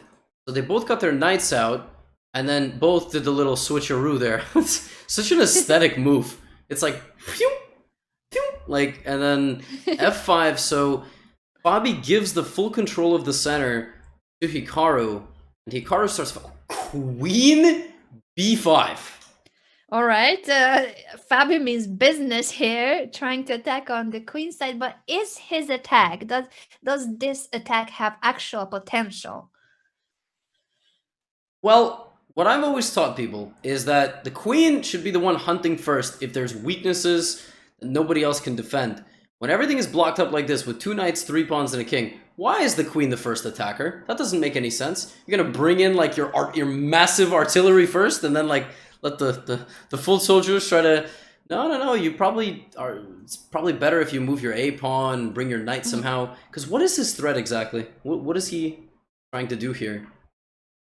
I'm not sure, and I think Stockfish is just as puzzled. I was looking at an exemplary line by Stockfish where basically it was claiming that if Hikaru plays the natural move like bishop g7, for instance, to try to improve that bishop later or bring it to f8 to trade the c5 bishop, Stockfish was suggesting as one of the best options for white a queen retreat, going back to f1 or e2, meaning that Stockfish doesn't like at all the queen on b5.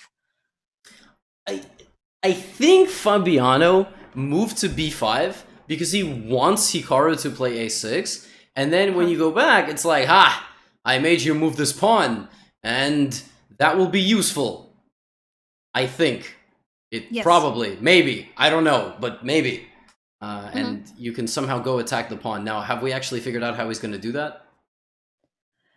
Bishop g7 played by Hikaru. That was the main suggestion of Stockfish, but Fabiano doesn't go back with the queen to f1. He plays rook f1 instead. But now he can't move his queen back there. True, very true. The e2 square is still available, but maybe it's not as good as the f1 square. These engine lines can be crazy when it comes to these nuances, but yeah, very natural human move to bring the rook to the f file. But the queen on b5 is looking scary, but isn't doing anything actually.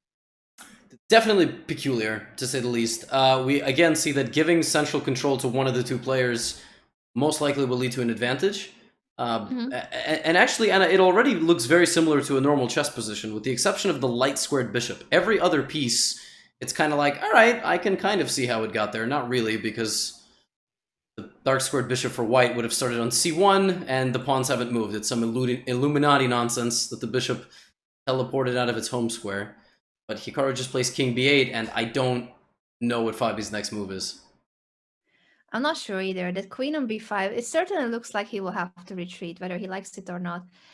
Doesn't feel like it was a good move. As aggressive and active as it looks like, the queen on b5, you're looking at moves like a4, a5. Will there be an attack on b7?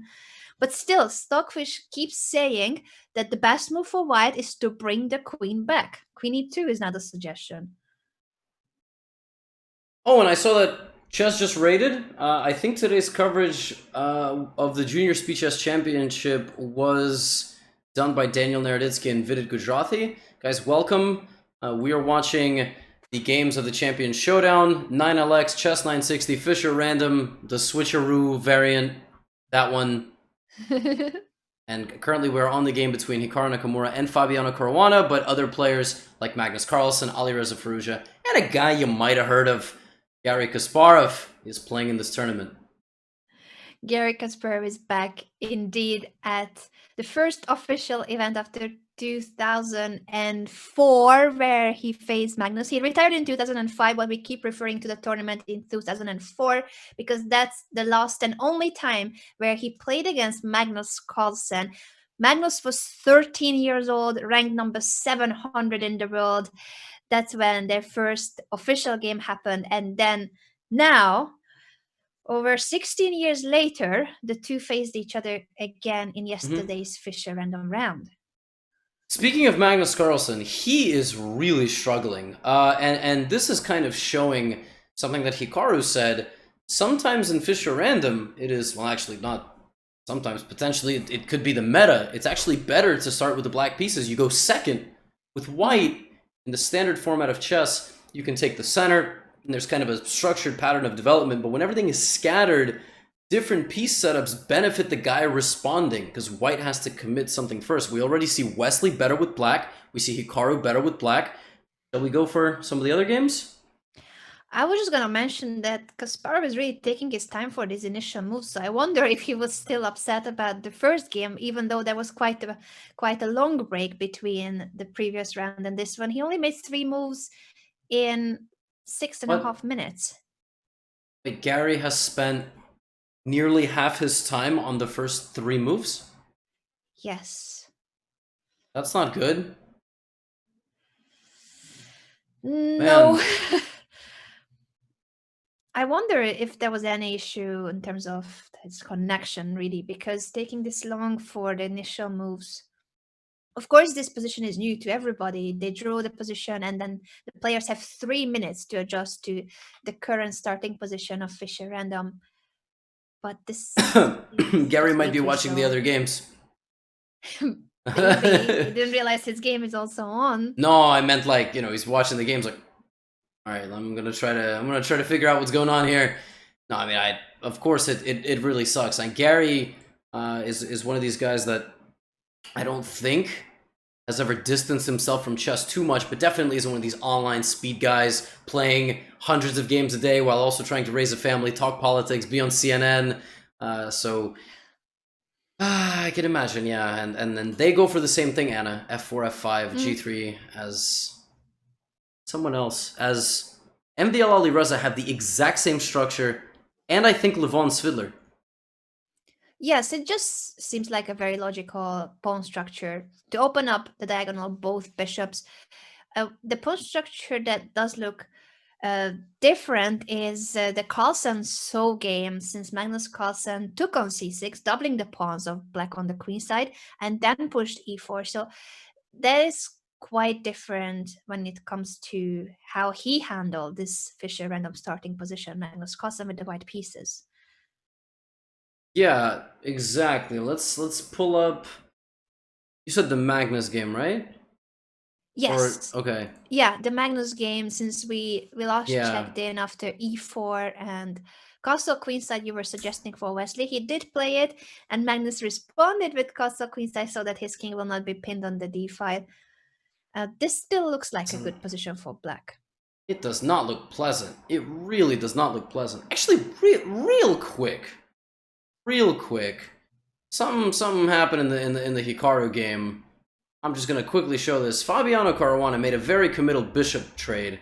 Bishop takes b6, and Hikaru doesn't respond with the a pawn. Normally you take with the a pawn. Here he plays cb6, taking away from the center, building up a little structure to kind of ward off this queen. And this just looks great because if Hikaru finds a way to activate these bishops, Fabiano is busted. F5, E4, D4, GG. Mm-hmm. Yeah, GG, yo, the semi-open c5, the bishop's potentially opening up, and the queen side will be under attack. The queen on b5 is still looking like an active piece, but once again, it's not doing anything. It was a wave perhaps in which Fabiano was trying to provoke a6, as Levi mentioned, but other than that, it's not doing any aggressive threats, not doing anything on b5. That's why Stockfish wanted to bring it back so badly. But yeah, Stockfish was trying to save Fabiano from himself. Fabiano was like, "No, I want my queen on b5," and it's staying there, and it's gonna be there for a very long time. Yeah. Because he's got no way to attack. This is now Hikaru's got to do some navigating here. It's a little different than the better position that he had against Magnus. Against Magnus, queenless mid-end game with certain maneuvering nuances and then one tactical sequence. Here, Anna, he has every piece on the board except a bishop. Oh no, a knight for bishop. Yeah, exactly. Yes, with so many pieces still on the board, Black has great control of the center, has got the pair of bishops, the c5 is semi-open for Black, even the king safety of Black is better, so there are a lot of pluses in Hikaru's position. There's nothing concrete just yet, but if you add up all those strategic pluses in his position, it wouldn't be surprising if soon, in a few moves, there would be a concrete line 2 that takes the advantage. Unquestionably, like it definitely will be there. Already we see a very confrontational approach. The engine wants d4, which is quite literally the most aggressive approach here, forcing something to happen, opening up the position. And if Fabi takes, then after ed4, knight e4, this is already apparently lost because there's two ideas here which are brutal.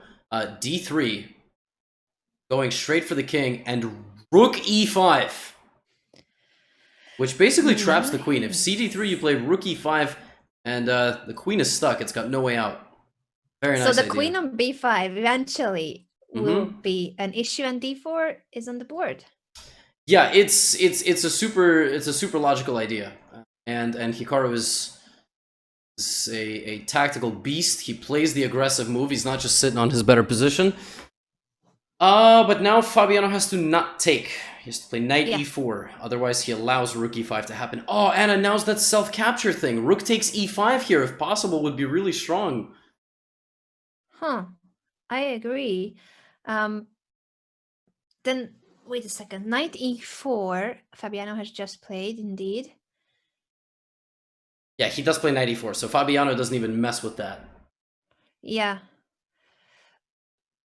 I think your line was correct, that was the threat of Black, so knight e4 instead, but this looks still really good for Black.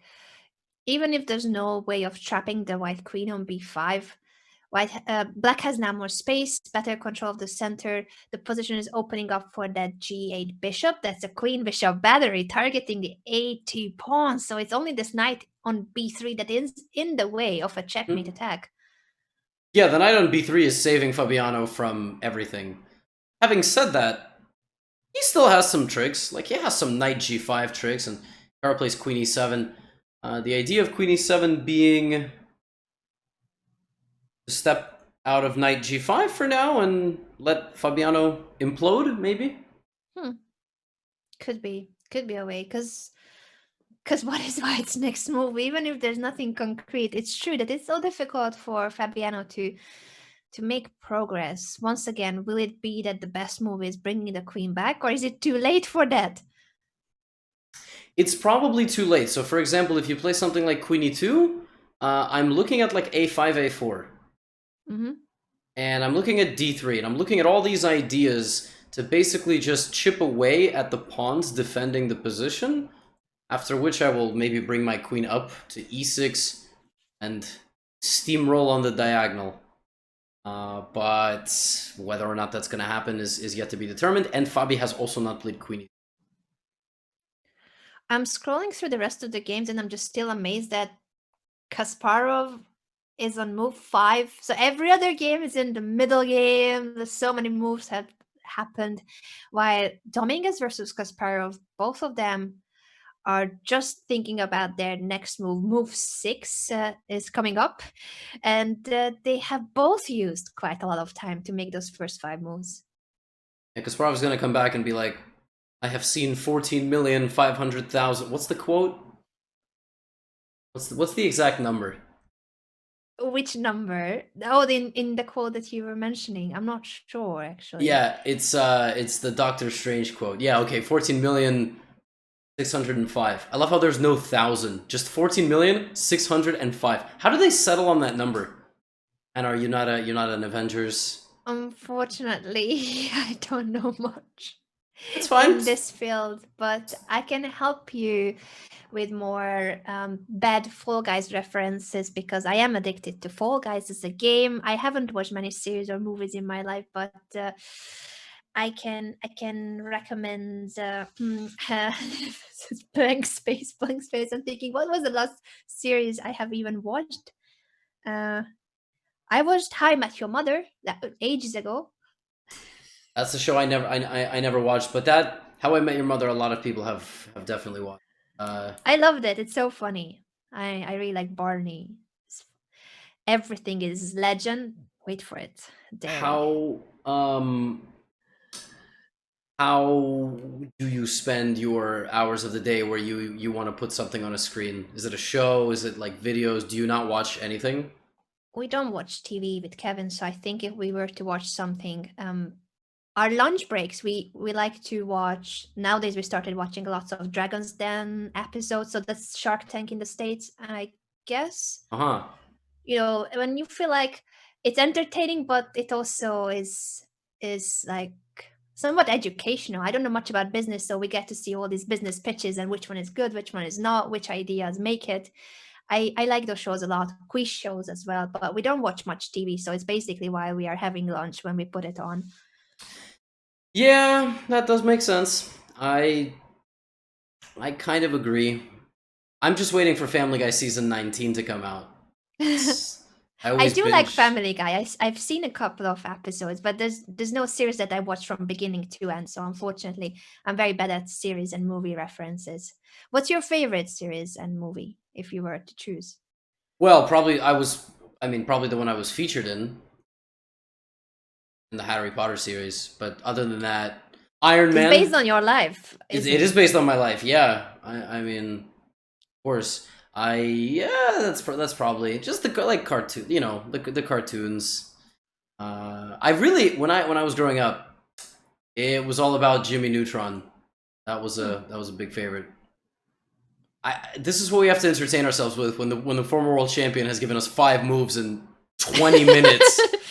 Let's switch to another board that seems way more fascinating. Aronian's king on b2 with this pin on the b file that Swidler has created. Is there any way he can exploit this? Unfortunately for Black, unfortunately for Black, the c-pawn was pinned by the g1 bishop. If not, c4 would have won a piece. What? How did this get so bad so fast? Wait, here's another guy, Levon Aronian, taking on c6. So yeah. Okay, no. One of them stole it from the other. 100%. There is no way that bishop c6 was an original idea for both of them. They probably both were like, if I take on c6, I'm going to rebuild in the center in an advantageous way. So Levon took on c6 and he's winning 10 moves later. Magnus took on c6 and he's losing 10 moves later. Don't copy off of other people. But bishop takes c6 is an opening idea in traditional chess too, in the Ruy Lopez, in the Rossolimo. I don't think that they need to see it on another board to play it. I'm accusing them publicly. No, I mean, obviously. All right, hot take of the day. Hot take. One of them copied who? Who copied who? Let me tell us. I don't know, but this game actually was crazy because Peter took on c3 and tripled Levon's pawns. And then Levon just like defended all of them, and then took the center, gave the c-pawn, but by then it was already just it was busted, and here he's apparently just winning after knight takes c5. Huh?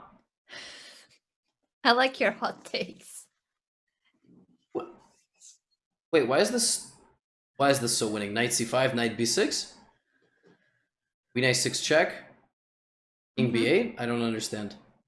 Oh, of course, rook b1 to play king c1 and take on b6 and play a5. Okay, yeah, rook b1, king. Sure. I can't believe I missed that. Stupid. Easy chess, easy. On the I don't board. know if that's gonna. Is it? Knight b6. Let's see if Levon sees it. Well, actually, well, once it's on the board like this, the check on a6 is natural. And then you do want to bring more attacking pieces into the game. The queen and the knight are already there. You do want the rooks to join in. And then I think it's logical to bring the rook to b1 first and not allow the trade on d1. Because you could also start by moving the king, but it's not obvious which square is the right one. Maybe you want to play king c1, but then it's cutting the connection between the b1 square and d1. I could see Aronian playing rook b1. Oh, but he goes for the king move first. Just when I said it, maybe he will find rook b1, the engine move. Yeah, king a1. Wow, that is very nice. And we see the point. We see the point. He's trying to put his rook on the b file to join the attack. Even if we get rook takes, we have rook coming. The queen is not trapped. Let's just dispel with this fiction. The queen is not trapped. There's queen a5. And the same thing keeps happening. Now, one thing to note about this position, the person who is attacking benefits the most from the opposite colored bishops. Right? Yes, it's always true because you cannot protect the squares of the other bishop's color. So in a middle game position, having opposite colored bishops can be huge for the attacker. Because the bishop on g8 just sees all these squares and is like, look at me! And the bishop on g1's like, dude, I'm defending the knight, which is threatening mate, and if the knight ever moves, I'm also threatening to take on b6. Like, at least I have a target. You just see empty squares. Definitely empty squares. So now with the rook coming to b1, this is still just as dangerous of an attack for Aronian. He's doing great today. Good start for Levon Aronian, who is one of the most original players. So it does make sense that the Fischer random variant suits him. And he was one of the former world champions of Fischer random, if we count those earlier championships. He's so creative, aggressive player, and some of his best wins are exactly what we're going to see today. This king a1, rook b1 idea. I'm curious what he's thinking about, because I don't really see an answer to rook b1 and a5. Rook b1, black can play queen d5, threatening mate on a2, but I think your attack is faster. Take on b6. Is it faster? I would assume it's faster. Probably you have like a king hunt. You just keep giving checks, because if the king ever comes back to b8, the new rook takes its place. Yeah. I'm also looking at our small board. That's Hikaru's game, and he also has the queen on a6, which looks menacing. Much better, of course, to have it. Well, much better to have it in the way that we were looking at it in our Aronian game, because the queen on b5 and queen on a6 once again is alone. So Fabiano did place the queen there for attacking purposes, but you cannot attack with one piece only, and there's no other piece, unfortunately, for Caruana that would join this a6 queen. So it looks aggressive, looks strong, but without any help, that queen is not doing anything. As for Hikaru, he has a great control of the center. He has just pushed c5 to support the d4 pawn. Pair of bishops, the position opening up for those bishops. I really think that he is going to win this in a very nice fashion. Yeah, seems very strange. I actually think all of the problems for white started on the move queen b5, and they never got better. It was just such a peculiar maneuver. It seems crazy to tie the game back to 10 moves ago, but moving the queen as the first attacking piece is a little bit strange. It's just a little bit strange. And he like never really recovered. He put his queen before the other pieces, and again, if anyone's looking for a mini lesson in a Fischer random game, I know you might play 99% of your games in regular chess. Don't be attacking with the queen first. That's you need the other pieces to come in. Also, I'm getting intel that Wesley So is completely busting up Magnus Carlsen. Is he? Yeah. Well, we did see a promising start for Wesley, now that I'm recalling that Magnus took on c6, and then after castle queenside by both, Wesley's position started to look promising. But now it's not just promising, apparently. Let's catch up with the current position. Well, Wesley's down a lot on time. He is down 4 minutes. That is a lot. Now, again, those of you watching on the GM Hikaru channel, you should know Hikaru is playing in this tournament. His board is permanently at the bottom left. He's currently got the black pieces against Fabiano Caruana, who's the #1 ranked American and former World Championship challenger to Magnus Carlsen. And Hikaru currently is on 2 out of 4 with 1 win, 1 loss, and 2 draws. Yeah, let's try to break this down, Anna. Why is this so good for Mr. Wesley So? First of all, he needs to capture on d6, either with the queen or the pawn. He chooses the pawn to straighten the pawn structure. Seems logical. And why is it so good for black when it's equal material? He does have this pawn on f4, which is annoyingly fixing the pawn structure of white on the king side and takes a lot of space away from white's pieces. The e5 square is a great outpost for a knight. That could be a potential maneuver, knight to e5 simply. The bishop on g8 I do like a lot as well, simply attacking the c4 pawn. What can white do actually with the c4 pawn? Nothing. Maybe actually, that's why the evaluation board is the way it is. You kind of took my talking point, you know, like I was gonna be like, yeah, there's nothing going on that c4 I went pawn. on a monologue. I should have given you the second part of the sentence. No, we do chess commentary on the fly. It's not like the news, you know. Hey, if they take your talking point, here's what the next thing you go on. You keep gaslighting your guests. And no, rook a8. Oh, so Magnus doesn't even defend the pawn. Obviously, he can't. He goes for a4, and Wesley does not take on c4. He plays rook a8, guarding the pawn. And why can't I just play queen e2 to protect the pawn? Knight e5, GG. GGO, as the pawn should fall after knight e5. And rook a8, very patient move to protect the a4 pawn and then capture on c4. Yes, Wesley So, the current Fischer Random World Chess Champion, is about to take down the traditional World Chess Champion. Triple crown and arguably the greatest of all time. It's rare that the modern GOAT and the former, well, I would say the GOAT of the last generation and arguably the greatest, just period, play in the same event, right? Like that's not... I feel like in tennis, there's different talking points about who's the GOAT, and most other GOATs are in team sports. They're not talked about in solo sports. Very cool to see. Next thing, we need to organize some sort of like LeBron, MJ, 3-on-3, 1-on-1 kind of thing, potentially. Do you have any thoughts on the situation, on the GOAT situation? What's your hot take?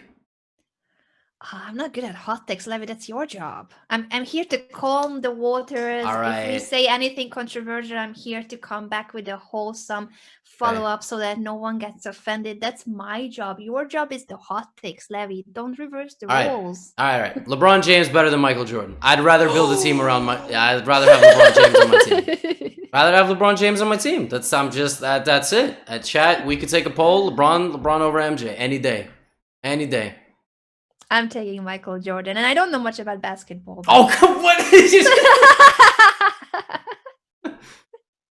Right. You know what? It's all time, space, and harmony, as Marcus said in the chat. It's all about time, space, and harmony. So let's go back to harmony and how Magnus cannot harmoniously protect that c4 pawn because it's busted. All right. That's fair. That was a good transition. And now Magnus's time advantage is also gone. I'm looking at our small board on the bottom left. I'm not actually going there, but Karu looking very pleasant there with the 2 bishops over knights, especially on an open board, much more targets. Fabiano has not made a lot of progress in that game on the bottom left, but let's hang out here. Wesley So centralizing his knight, hitting c4. This looks very, very bad for Magnus Carlsen. He's about to go pawn down. Pawn down, and the piece activity of black is just gonna keep being dominant as well. So material down and a great position for Wesley overall. I wonder how he will try to save the position. Of course, he will fight as hard as possible and try to defend as much as possible. He does have more time, so time is on his side. But apart from that, I really am curious what will be the setup of Magnus and just try to trick Wesley somehow. That's all you basically play for at this point. Your options when you're defending are to play for tricks or to create counterplay. Those kind of go a little bit more hand in hand, and the other one is just sit tight and defend. But we're past that point. We're past that point because just make sure that the air conditioner doesn't beep for Anna. The chat won't hear it, but I know that the air conditioner goes too loud. The Zoom call starts doing some Morse code stuff. So I can't hear it yet. If it's on, I cannot hear it. But I do see that Levon Aronian did find that checkmate attack that we were talking about, the rook on b1. Even if the friend move order, he went for the same idea, and he already won his game. He did, yeah. He won officially. He's starting off the day 2-0. As far as this position that Magnus had before I went to turn off the noise-making machine, was that we're past the comfort zone of defense, and we're gonna lose material. Now we have to scramble, assemble our forces in such a way that we can play for tricks. So somebody did ask Anna in the chat, isn't the a4 pawn hanging? Yes, but Wesley's not going for c4. Wesley's also going for f3, and if he takes on f3, he hits the rook, and this could be very bad, but I think Magnus intends queen f2. All right. Right on the knight and a threat on queen b6. That is a threat, and that's what he needs. He needs to create counterplay, counter chances. But the knight on h4 is always in the air too, so how do you execute this for white? Yeah, he can't really set it up even if he wishes. And the knight on c4 now, after taking the pawn, protects b6, attacks a lots of other squares, including the b2 pawn, and maybe a potential fork with knight d2 if Magnus is careless. Yeah, so first things first, knight c3, there is rook takes a3, b takes a3, knight takes a3 with a fork. So you can roll in here with the rook taking on a3, but again, maybe there are some tricks. Maybe there's an e5 at a timely moment. Maybe there's just leaving that rook on a3 if it happens to appear there. And I'm being told that Hikaru is converting. He has 7 minutes to Fabiano's 2.5, and that is crazy because Fabiano's been playing pretty well. Wait, I'm just thinking. Hold on. Pause. Rewind. Yesterday, Fabiano lost the last round, didn't he? Fabiano did lose in the last round yesterday, yes. As far as I remember, but my memory is terrible, so I'm gonna double check. And he lost to Magnus in the last round of yesterday. True. And then today he got a lucky win against Kasparov. So is he actually playing well? Wait a second. Pause. Unpause. Is he playing well? Is Fabiano actually playing well? Well or not well, Hikaru's playing better. That's all I know because his position is very promising. Now with the exchange up, will he simplify the position further? Will he try to aim for an endgame? What are we doing about the f5 pawn is a direct question here, and the d4 pawn. Both pawns are hanging. That is true. We've got to defend both of these pawns. The game is far from over. Sometimes in positions like this, the easiest thing is to go, you know what? Just bishop takes b3. Snap. You know what's one interesting thing, Anna? What? Both Hikaru and Wesley have not moved their bishop on g8. Both of their games are 26 moves in. Neither one of them has moved this bishop. That's peculiar, but it goes to show the long-range feature of the bishop, meaning that it can be just as active from the back rank as if you moved it over to the center of the board. And Hikaru says, you know what, I don't need that bishop. I'm just going to simplify by taking on b3 and then protect the f5 pawn. Very logical. So we're looking at, again, Hikaru's on the bottom. And Hikaru, if you see the bottom left board, guys, Hikaru did take on b3. He is doing something called simplifying.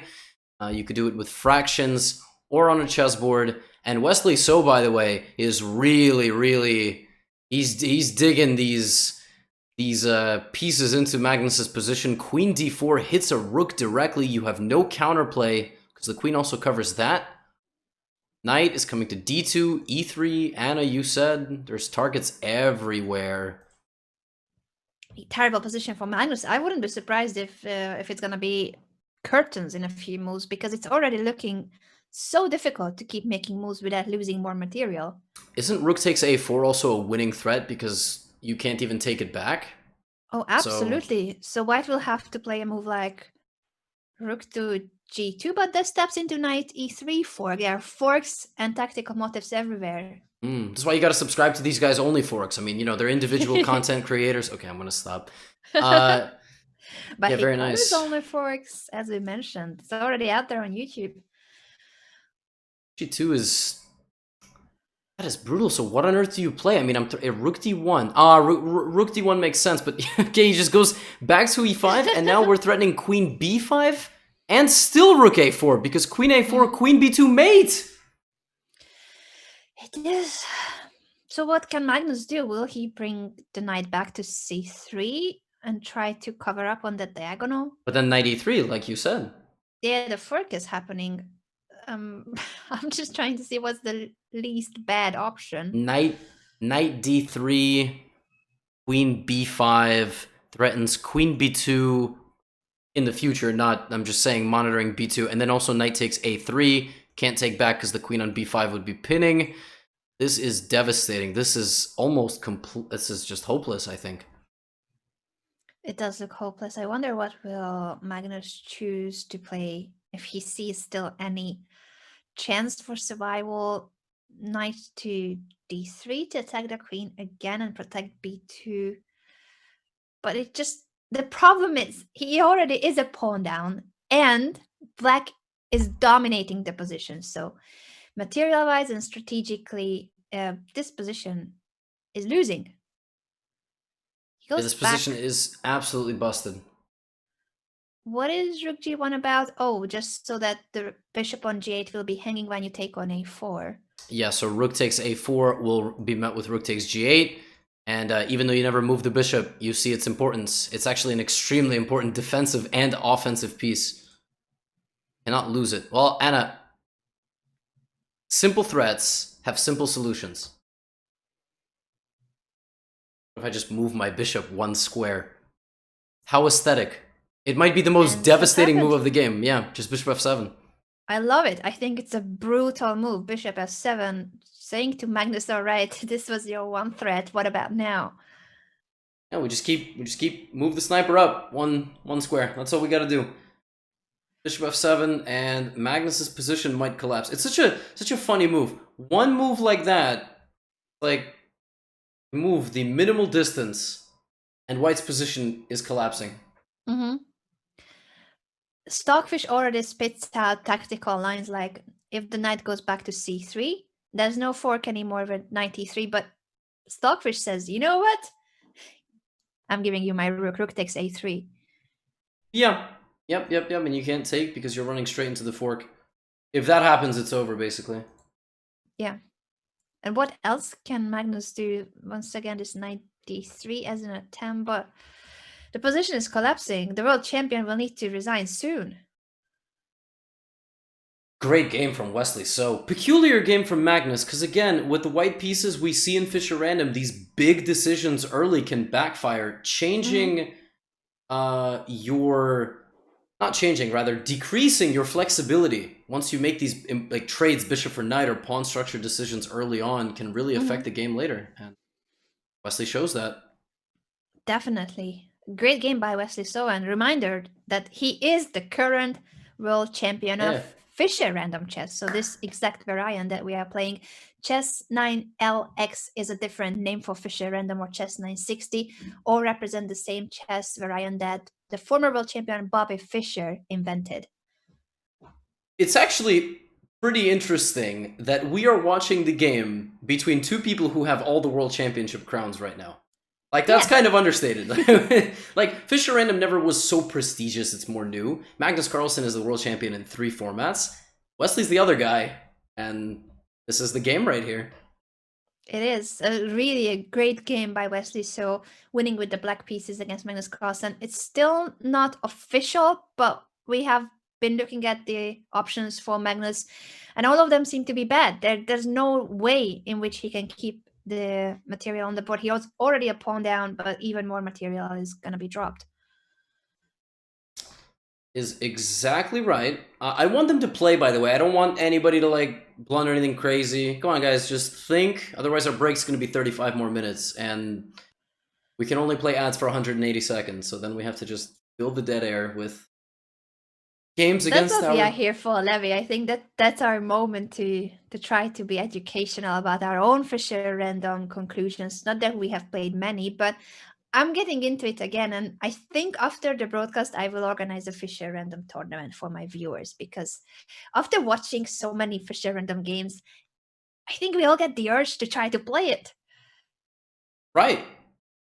Exactly. When I watch hockey players, I want to go play hockey, and then I step on the ice and I fall, and I don't want to play hockey anymore. It's a very simple process. I'm like, oh, this is fun. Nope, not fun anymore.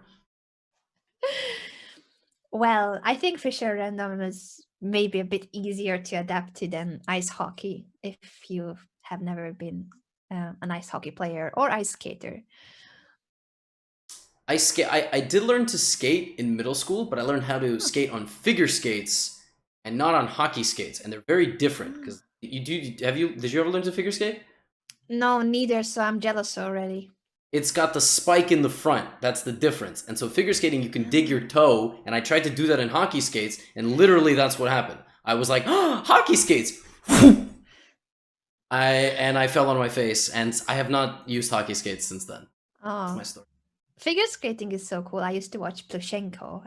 He was my favorite back then. But now I'm looking at the Plushenko of the chess world. Well, Plushenko, I think he's not known anymore, but he used to be super good at ice skating. Just as a context, Queen C3 is just dropping the A4 knight, isn't it? It's over. It's actually over. We already have a result. Magnus Carlsen has lost. Wesley So wins. People yelling at me to go look at Kasparov. What are we looking at, guys? We're witnessing, what is this? Kasparov in bullet mode. Each player has 2 minutes. Wow.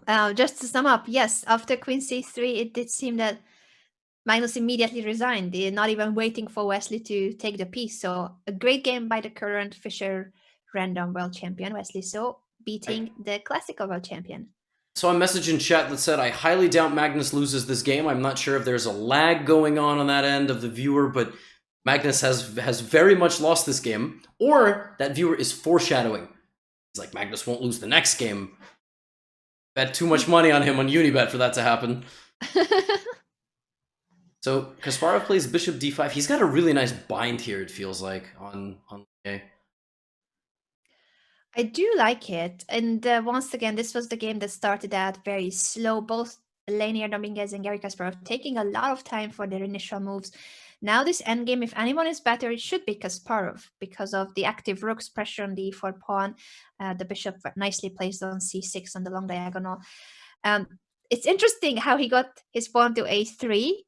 And those are the kind of pawns in endgames that can be either really good or really bad, because they may become very vulnerable. But here I don't see a way for white in which white can get close to that pawn to capture it. I will quickly pop into the Hikaru game. This game is just going to be Leinier trying to defend. He's under pressure. If anyone's confused, by the way, by the move bishop d5, he's transferring his bishop to the c6 square, as Anna said, and it cannot be taken because the rooks together see down this way. That is the real problem. Let's check on Hikaru real quick. He's just converting. Hikaru's been converting for a while. Yes, it's an exchange up with an f-passed pawn as well. So it's still some more time to convert it, but I don't see how it could go wrong for him. The only way it goes wrong is if somehow, like... No, not even... No, it can't. It can't go wrong. No. What were you going to say? I wasn't going to say anything. There is literally no way it can go wrong. What are you talking about? We know where the doubters go. So. So yes, looking very promising for Hikaru. He's about to convert his position. MVL is the other game that you guys have asked about in the chat. Ooh, so this is a battle between... And we arrive as Firouzja in time trouble messes up an advantage, apparently. It's -3 if you play knight d5, supposedly. But He plays very natural move, rook takes b6. What's the count, Anna? Is it equal material? It's so confusing, but yeah, it does look like. So apparently rook takes b6, which is a natural move. Stockfish claims that it just throws the advantage out of the window. But he's trying to chip away, and he also has a very strong pawn on c3, defended, knight versus bishop, but hidden in all this is MVL's pawn on e6, and it's important, because in any endgame, this blob of pawns will be so strong, G, H, F, and E. So MVL just has to survive to get to that point. You know what's crazy? Guys, both these players have half out of 4. Crazy turn of events. Tough tournaments for both of them. I kind of don't want either of them to lose. Can they both get a full point for this game? Would be great, but unfortunately it's not happening. And MVL makes a counter mistake according to the evaluation bar. Rook takes b6 was not the best. Chess stuff. I, for a second, thought that this was just totally lost. I thought for a second that there was an immediate tactical win. But queen c6 I think is good enough. And the problem is that with the queens, yeah, MVL's just trying to invest in this structure, but black's just going to go like knight d5, for example. Yes, knight d5 seems logical. Or bringing the queen in, queen to f3, queen to g2, or squares queen to b5. Just some way in which you can create more threats. But yes, what a complex position. Both players made inaccurate moves, but easy for us to see it with the evaluation bar jumping and being supported by Stockfish. So in a game between two humans, this is normal. The position is complex. They are down to their final seconds. Alireza on 17 seconds. Maxime has somewhat more time, a minute and a half. Yeah, exactly. Alireza looking for a way forward. It's so difficult with 15 seconds. Problem is, in a lot of these positions, one of two options. You either push slowly, slowly, slowly, and then you win, or you just are missing a tactical shot. It's there, you don't see it. Which one do you think it is here? Do you think like Firouzja has a way to maximize the pressure? I think yes, he should have the possibility of going slowly but surely, because the c3 pass pawn is very annoying. The king's safety of white is also questionable, so I don't think that he can spoil his advantage unless he just gives up free pawns like the h6 pawn and creates g and h pass pawns for white. Yeah, then he has to hurry up. Yeah, so he's going rook c6 to go like here or here and try to give some mate, but he gave h6, and now Maxime will just move his g and h pawns. So let's go to the Hikaru game. I saw somebody, well, I mean, a lot of you just want us to cover this game. It's a lot of the same that we've seen. Hikaru still has this rook for knight imbalance. It's literally rook for knight. Yeah. Has the f pawn, but Fabi's being annoying. Fabi's being a super GM. He's gotta beat me 4 times. Super GM he is. World number 2. He doesn't want to go down, of course. He does not want to lose, and he has already lost once. He did lose to Magnus Carlsen, but got a big win to start today's day. Questionable the level of deservedness of that win, but it was a win. Rook g7, the current move of Hikaru is F2, very F2. logical, and now, yeah, after the rook goes away from f2, we can push f2 because of the tactical motives. Hikaru is playing very well, and this should be resignation soon. Oh, Fabi, nice move. King a2. Point was that back rank problems exist once the pawn arrives on the second rank. And now if, wait, hold on. Yeah, rook c7. If queen a5 check, trying to force king b1, is Fabi going to play king b3? Is he that much of a gangster? Is he going to play king b3 right now? It's king b1, queen e1, right? Yeah. King b1, queen e1 is curtains. So king b3, he does go for it. He is a gangster. You said it.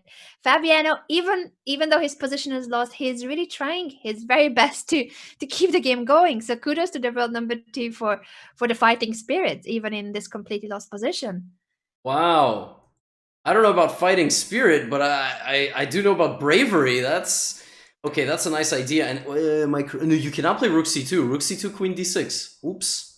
Although you might still be winning there somehow. Somehow, maybe. Just don't lose the rook. Don't even make it exciting. Okay, Hikaru's got 30 seconds to figure it out. He will figure it out. He can give a check on a5 and then see. Oh, also, Anna, I apologize. There was also just queen takes rook. But you guys know there's a rule in chess. You're threatening to take the rook in one move, you need to check first. It's only polite. Then, oh, good move by Fabi, pinning the rook. No, he's trying so hard to survive with the king on a3. Oh, yeah. That's impressive, the resourcefulness of Fabiano. Yeah, what does Hikaru have to do here? I mean, maybe Hikaru has to go for the queen trade? So what Hikaru's doing here, guys, he's not repeating for to make a draw. He plays 2 moves to gain 20 seconds. Mm-hmm.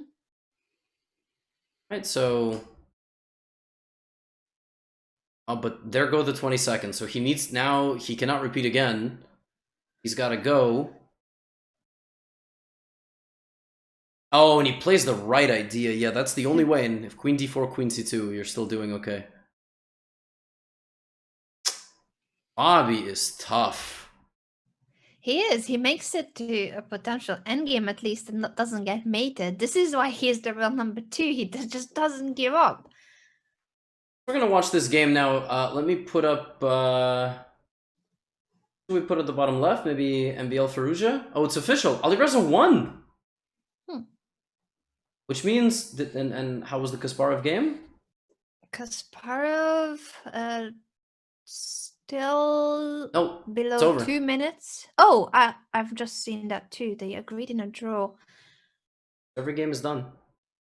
It was a somewhat better endgame for Kasparov, but maybe it wasn't enough for more than a slightly better position. And that's that. I mean,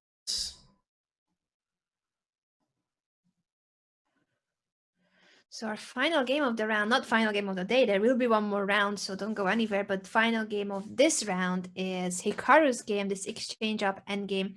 Maybe he had some way earlier in which he could have converted that position with the king on b3. It looked very suspicious, but this endgame too should be winning, although it's not as clear-cut. It's not as clear cut as all, at all, not as all, but at all. And it's primarily because of the H pawn. Although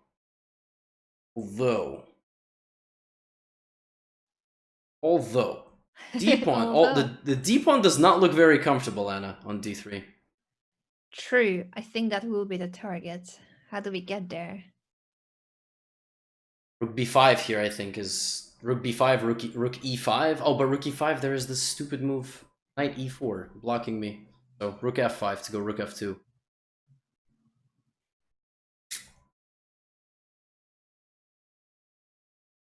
Will he go for that, or will he now switch to, yeah, Rook F4, very logical. Protects the pawn and attacks the H pawn. Now Rook H4 I expected, but instead Rook H7, still same idea. Rook D5 and Knight E4, disconnecting the rook from protecting the D4 pawn. But I think an endgame of D and B versus B and A should be still very good for Hikaru. Now the question is, Anna, how quickly is he going to go for a rook trade to try to get Rook and 2 versus Knight and 2?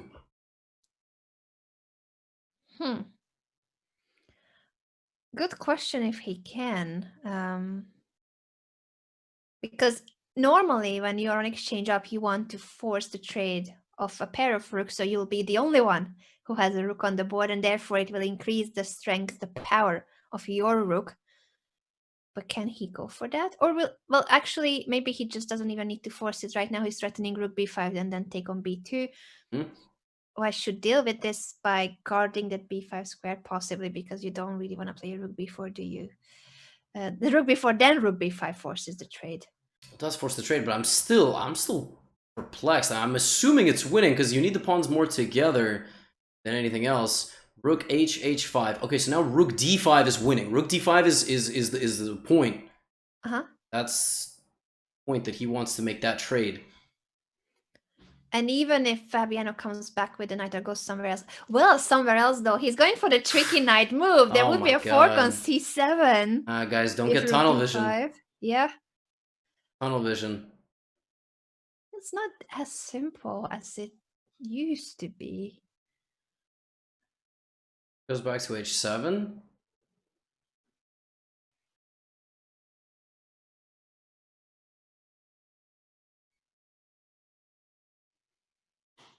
We have a pause champ moment. Might get knight f6. We are going to be here for a while. These guys are single-handedly going to push the start time of the round much closer to the scheduled one. I think we're supposed to start at like 5:03. So keep at it, boys. Let's get to 100 moves. We're at 68 right now. I mean, come on. That's 16,000 people watching. We need 100 moves right now. We need to see some championship rounds out of these two. And Fabi's just real low on time. 10 seconds on the clock. Yeah, this is a bit too low, but he does end up making rook c4 as his choice of move. Rook d7. Stand. Can't go rook d5. You will run into knight c7 again. Don't lose a rook. Yeah, don't. Basically that's why he plays rook c4 to renew the threat of knight c7. Nice.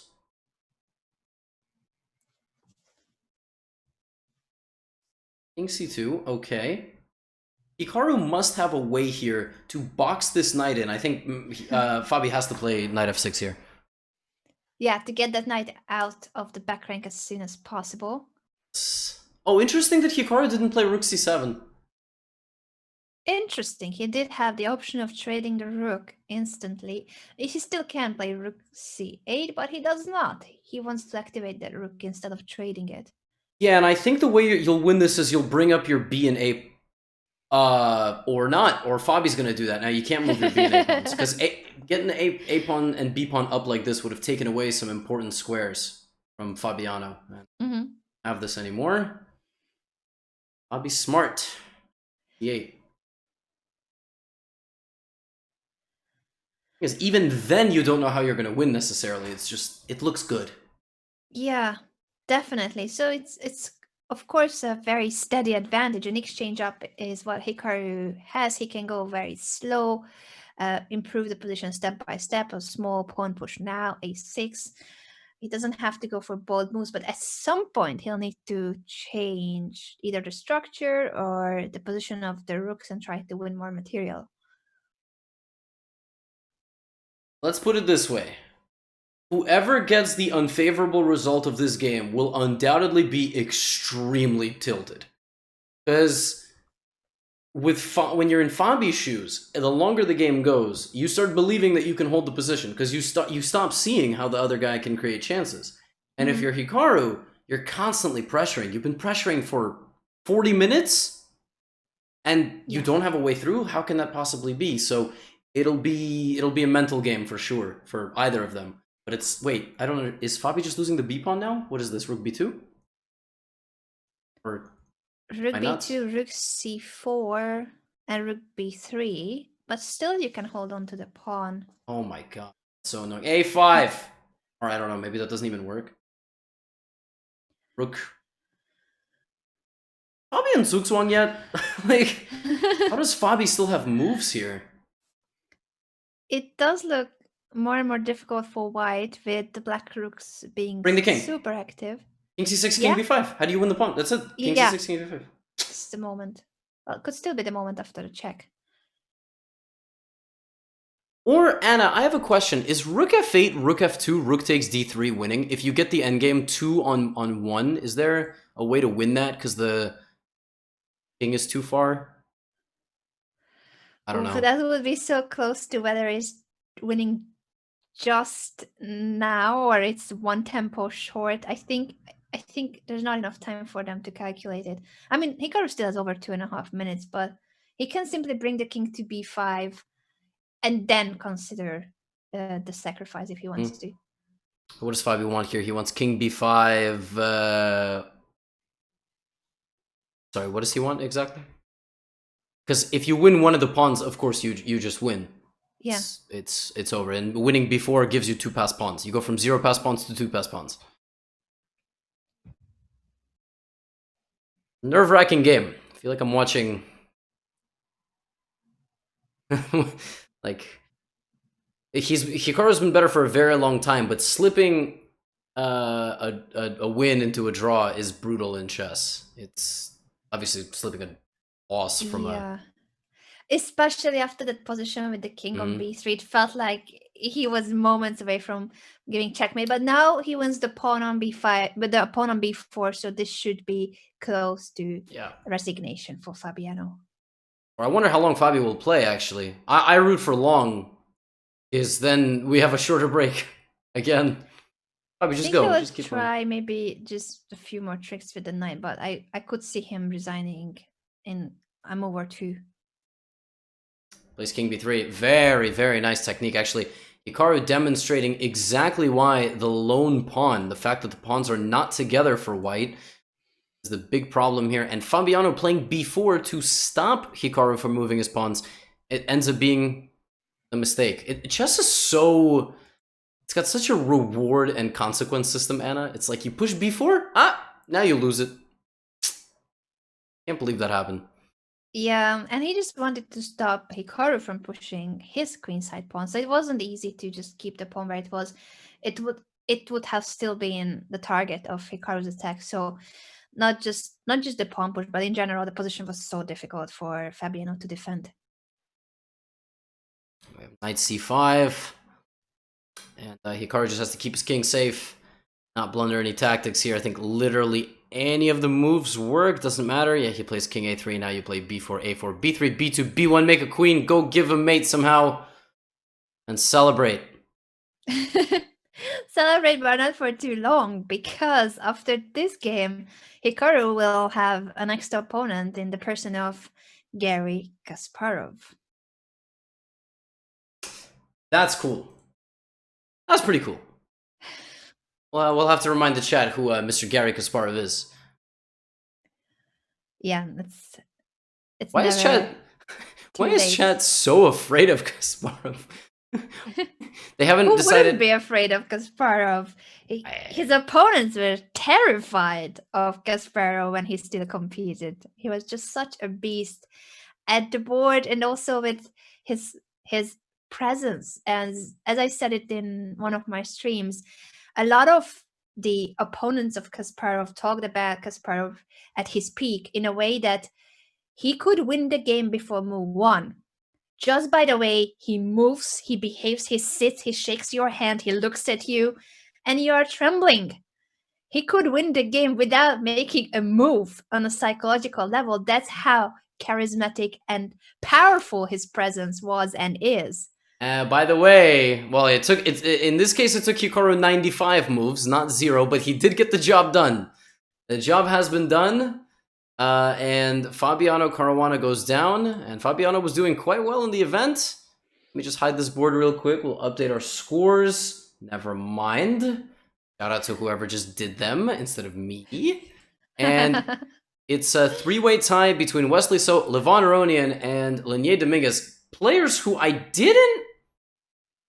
don't think I expected to be leading after 5 rounds, but round 6 is coming up. What are our key matchups before we go on break? Obviously, Hikaru versus Kasparov is huge. And what else do we have?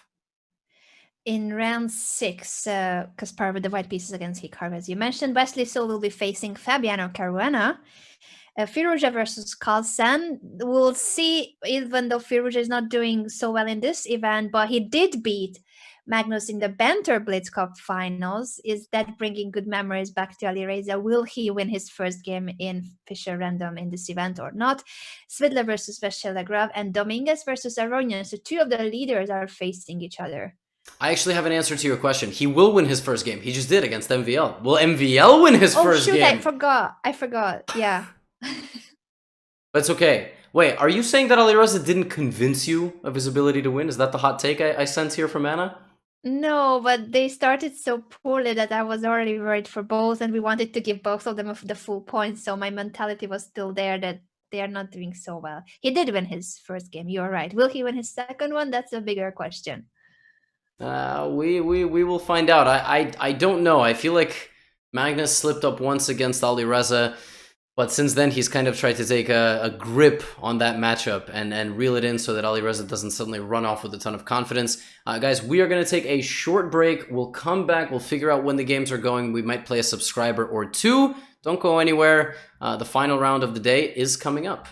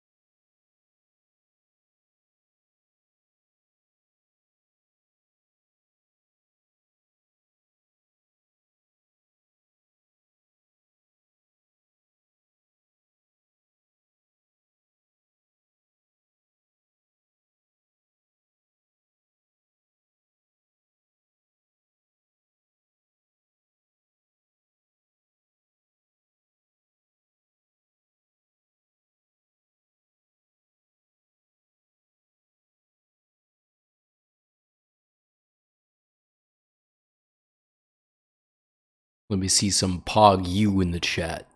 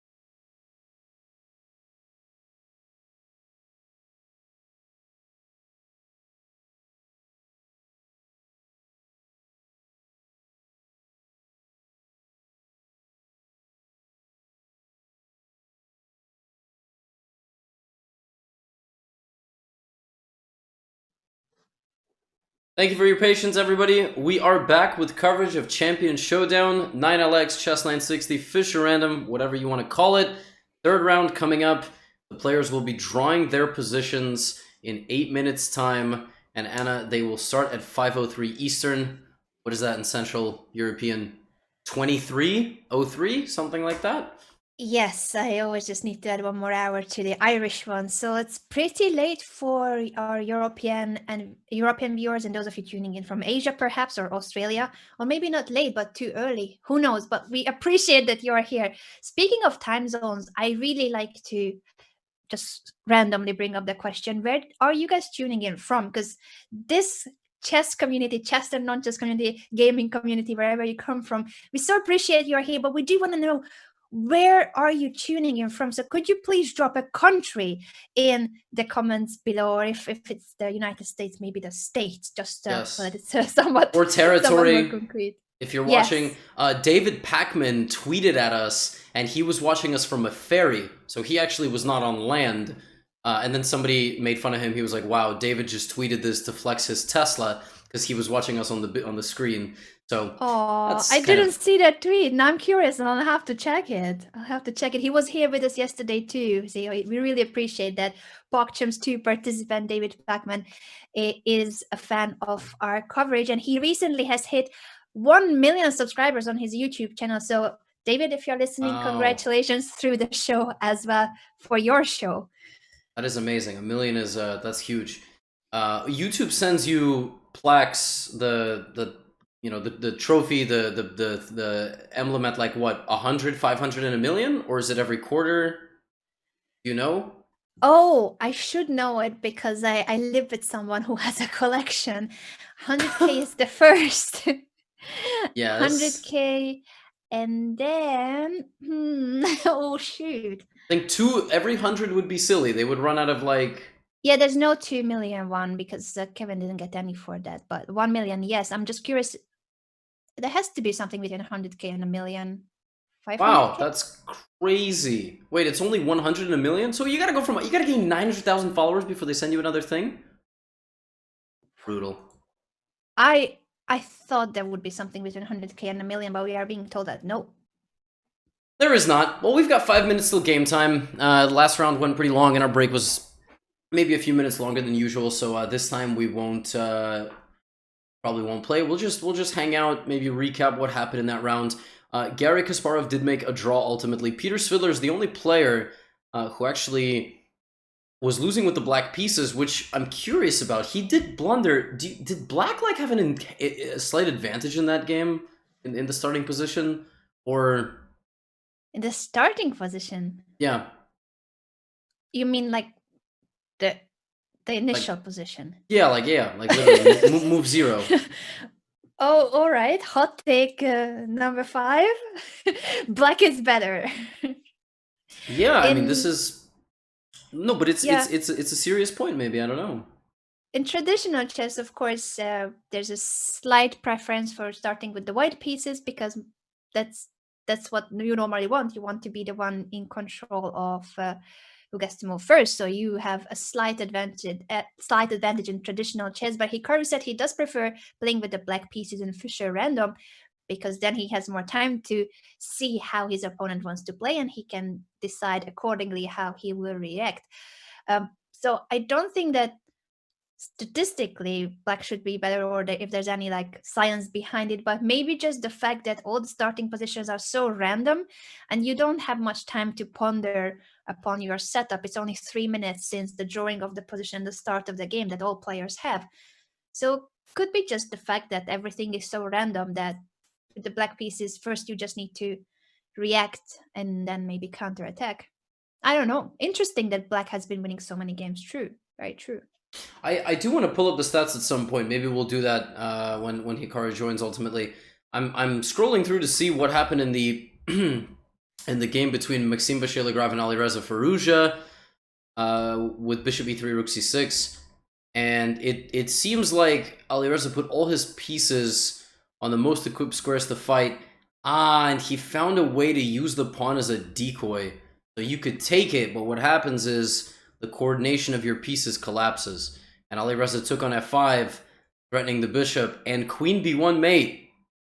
Ouch. That's very pretty.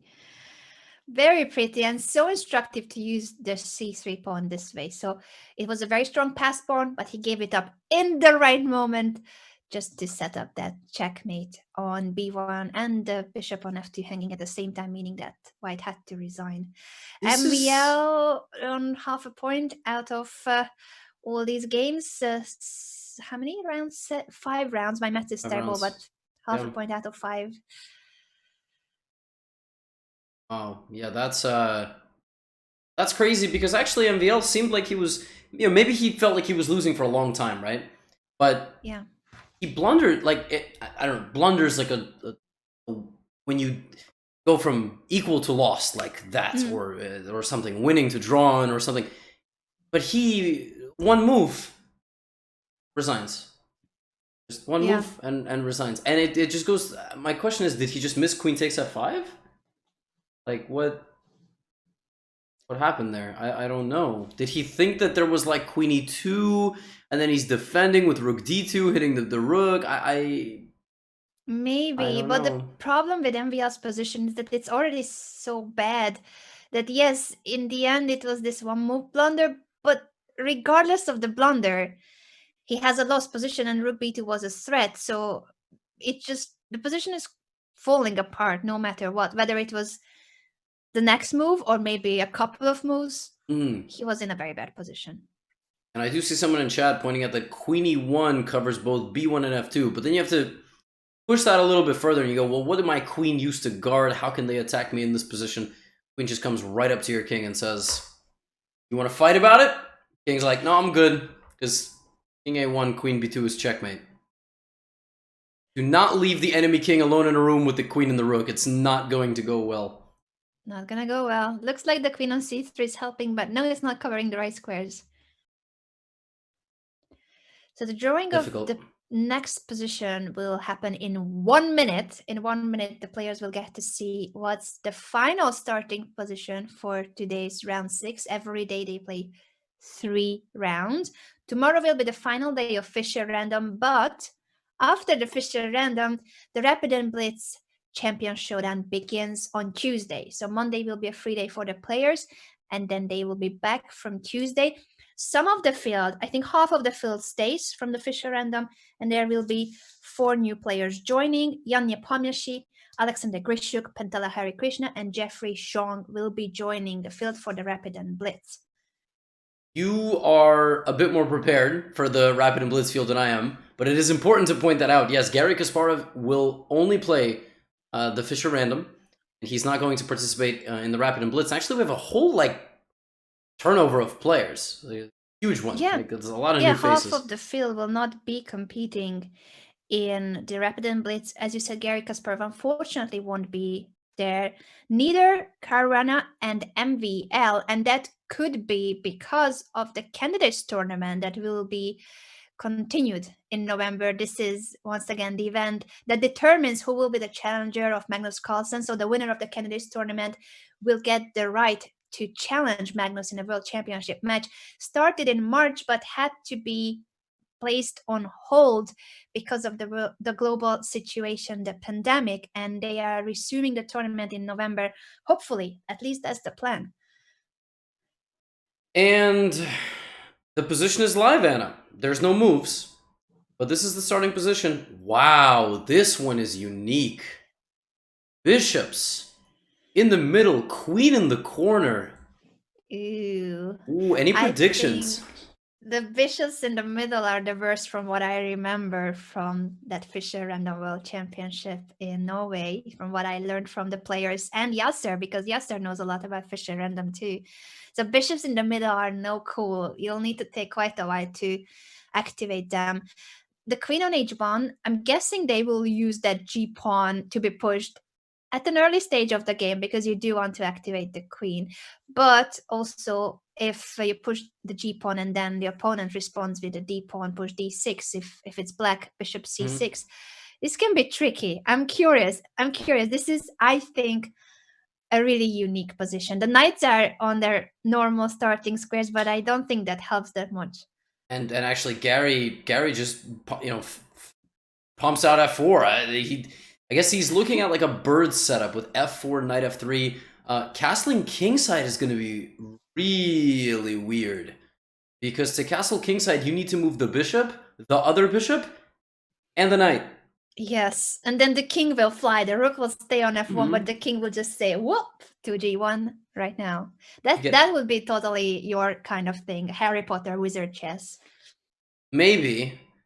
I did want to read a little bit about the actual history of wizard chess and Harry Potter, because it was featured only briefly in certain movies, but I'm sure just like anything in these books or movies, there's a whole hidden backstory that is never on the screen or something like that. I only actually read the last 3 Harry Potter books. I didn't read the first 4 because I was a baby and I only went to the movies. Levy, you've just admitted you haven't read your own biography. Yeah. Well, I was also 10 years old, so I didn't really know how to read, I still barely know how to read, so I don't think it's that bad. I did read all the books, but I read the books after seeing some of the movies, so I did it in the wrong order, but still. Yeah, I like Harry Potter. Yeah, okay, fine. But when I was 9 or 10, the only thing I was doing is I was playing chess on the internet and watching SpongeBob. And then every now and then I was going to a Harry Potter movie.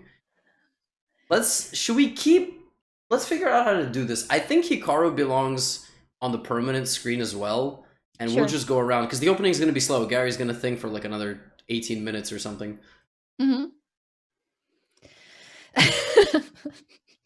Sorry, I just realized the time management reference. All right. Maybe it'll take a bit of the time. Yes, let's visit maybe every single other board and see how much of a similarity will we notice when it comes to the pawn structure, piece development for this very unique starting position. Yeah, Fabi Wesley went G4, H4. And, oh my god, wait, whoa. Is this G4, actually happening? G5, H4. Yeah, so these guys are just, I mean, this is just... What? I think I he's gonna mean, play H5, by the way. I predict H5 from Fabiano. yeah, quite possibly you're gonna try to protect the H4 pawn somehow, although it's already attacked by 2 pieces of white. What a unique starting position. Ah, I I do like it for white though, because yes, it's temporarily a pawn down, but white is winning the pawn back on h4, and then the h7 pawn is vulnerable. The g4 and f4 pawns are taking away quite some space from black. So I think this g4 starting move and then following it up with h4 was a great idea by Wesley. G5 perhaps is not the right move after g4, I'm guessing now. Probably not. Let's pop into Firouzja Magnus. Okay, another f4. No, we actually got e4. E4, knight c6, f4, f5, ef5. So far it can be like a normal chess game. But then rook takes f5 is the new move. It is a new move. You don't get to see a move like that soon in traditional chess. Also, it means that Magnus will not be able to castle kingside anymore. Yeah. Perhaps he didn't want to. But that's so weird to commit to that so fast. That can't be good. Yeah. Limited understanding of Fischer Random compared to some of these guys, but Magnus did the same thing last time where he played very committal chess. Svidler? Interesting. Oh! Interesting how he doesn't want to settle down for a mirror position or a boring setup. Anna? Yeah, I'm looking at the same position. What? I thought I'm not switching boards. It's the same thing. Wow. So they are copying each other. Hot take number 6. I mean, why not? They both had the genius idea of countering the e4, f4 expansion of white with f5. Why not? I like these positions for white though, the extra space and... Imagine MVL just like has the game open. He's like, dude, nothing's working for me, man. I'm half out of 5. I just better watch how Magnus plays. But the thing is that Svidler might play differently than Alireza, which he probably should do at some point. Otherwise, they literally will get the exact same game. Yeah, and then there's no more option of copying. I really don't think though that they even are looking at the other games. It might just be a coincidence, but in any case, it's possible at over the board tournaments too. It's totally fine to walk around in a playing hall, and if you see a game you like, you can try to copy it. There's no regulation against that, but usually it doesn't work out well for the person that tries to copy. That is, yeah, that is definitely fair. For all of this, you know, sampling. Whoa. Queen G1 from Mr. Kasparov. A very refined queen move. Now, Anna, shall we debate the intricacies of Queen G1 versus Queen G2? Yes, why not debate why the queen is better on g1? Perhaps Kasparov wants to make sure that Hikaru cannot castle queenside, at least not without placing that knight on c6 to protect the a7 pawn. That's bold. I believe you because I don't think I have a counter argument. So I just think that he feels like the queen is more useful on the dark squares. He can place the bishop on f2 to put even more pressure on that diagonal. So I do like that the queen has quite a lot of mobility from g1. On g2, it would have been a fianchet to the queen, but maybe in the future, black was going to place the bishop on c6 and counter that queen. So I don't think it had much of a future, or even without bishop to c6. The pawn on d5 and pawn on e6 are blocking the options you have on the light squares. at d3, and now the more the players start to develop their pieces, you will start looking at this position and going, ah, I recognize the structure of this opening. Interesting, Hikaru plays bishop e7 and bishop d6. So he plays two tempi moves to attack the f4 pawn. Makes sense to put pressure on that hanging pawn, and let's see how Garry will react. Bishop to d2 or bishop g3, but bishop g3 drops the g4 pawn, so he doesn't really have that many options. Curious, what's the point of investing a second tempo? Because doesn't this just help white get a developing move? Or is there some deep idea? Well... Let's think like Hikaru. Okay, takes, GG. Yo. Have you been drawing the arrows, Levi? Because I don't have control of the mouse. No, but there's no arrows so far. It's just bishop d2. I don't... Well, but we need to project his next 20 moves on the board with arrows. You said we need to think like Hikaru. We should try our best. I know. I'm trying to think like Hikaru, and I'm just having the monkey hitting the symbols in my brain, you know? I know, it's very difficult to think like Hikaru. He's a beast. He thinks with lightning speed. His calculation is incredible, and his creativity for Fischer Random is just the one that we need. His unique ideas have been shown in the previous games too, and I really am curious what setup will he go for after this bishop maneuver. Will he follow up with now further development of the queen side, knight to c6 and castle queen side? Is still an option? It's definitely still an option. I'm really trying to understand. I think, okay, here's my understanding. I think it's not just about the pressure on the f4 pawn. I think it's also that knight d7 and e5 in the future could be possible. He's trying to fight for the e5 square, because if Kasparov had landed his knight on e5, that could have been slightly problematic. My hypothesis. Don't know. So there's still no move by Hikaru, which makes me slightly concerned, because bishop d2 was a natural response to bishop d6. But maybe he's just weighing his options. Knight c6 seems the most natural. I don't know what other option here would be a good development. Well, you can also argue whether that knight would be better on d7, but I don't see a reason for placing it on d7 when there's a bishop on e8. Yeah, let's go scan some other games. I'm tired of trying to justify what's happening here. Hikaru. I'd rather look at this game. G4, G5, H4, GH4, F4, H5, G5, F6, Bishop H4. I mean, not a single move was made outside of this rectangle in the first 5 moves. Well, they were told that they can only move on those 3 files, so they are doing their best. Yeah, but then we got E6. He broke the symmetry. Yeah, it was crazy. Fabiano has a passed H-pawn. He does have a passed H-pawn, but it's being blocked by the bishop on H4.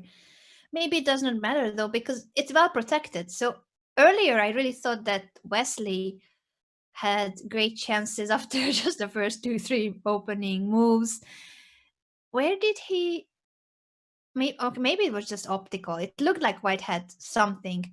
But after f6 and that trade, perhaps Fabiano is just fine here. I think that Wesley obviously will be castling queenside shortly. I'm curious why he delayed it.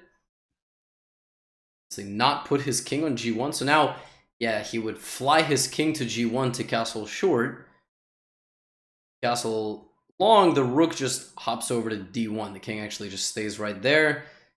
Unclear who is better, but I think, guys, the point is that the pawns moving in the beginning looked really strange, but the players are just trying to get a position that resembles normal chess. They kind of got there, sort of.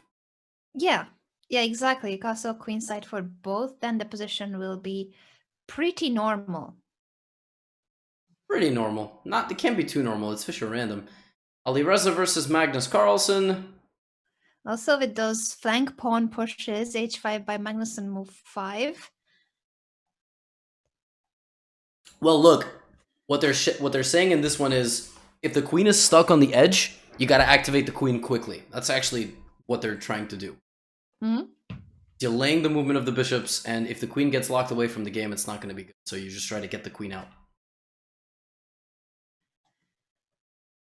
I don't know what to think of this pawn structure, but it does feel like black should be fine, because the h4 pawn, as long as it stays on the board, it does restrict white's pieces quite a lot. And because of the pawn push to g5, the f5 square has been weakened, as well as the f4 pawn. There's no more flexibility in those pawns, and you can use the f5 square for a knight jump, a nice now knight outpost. A3 from Alireza.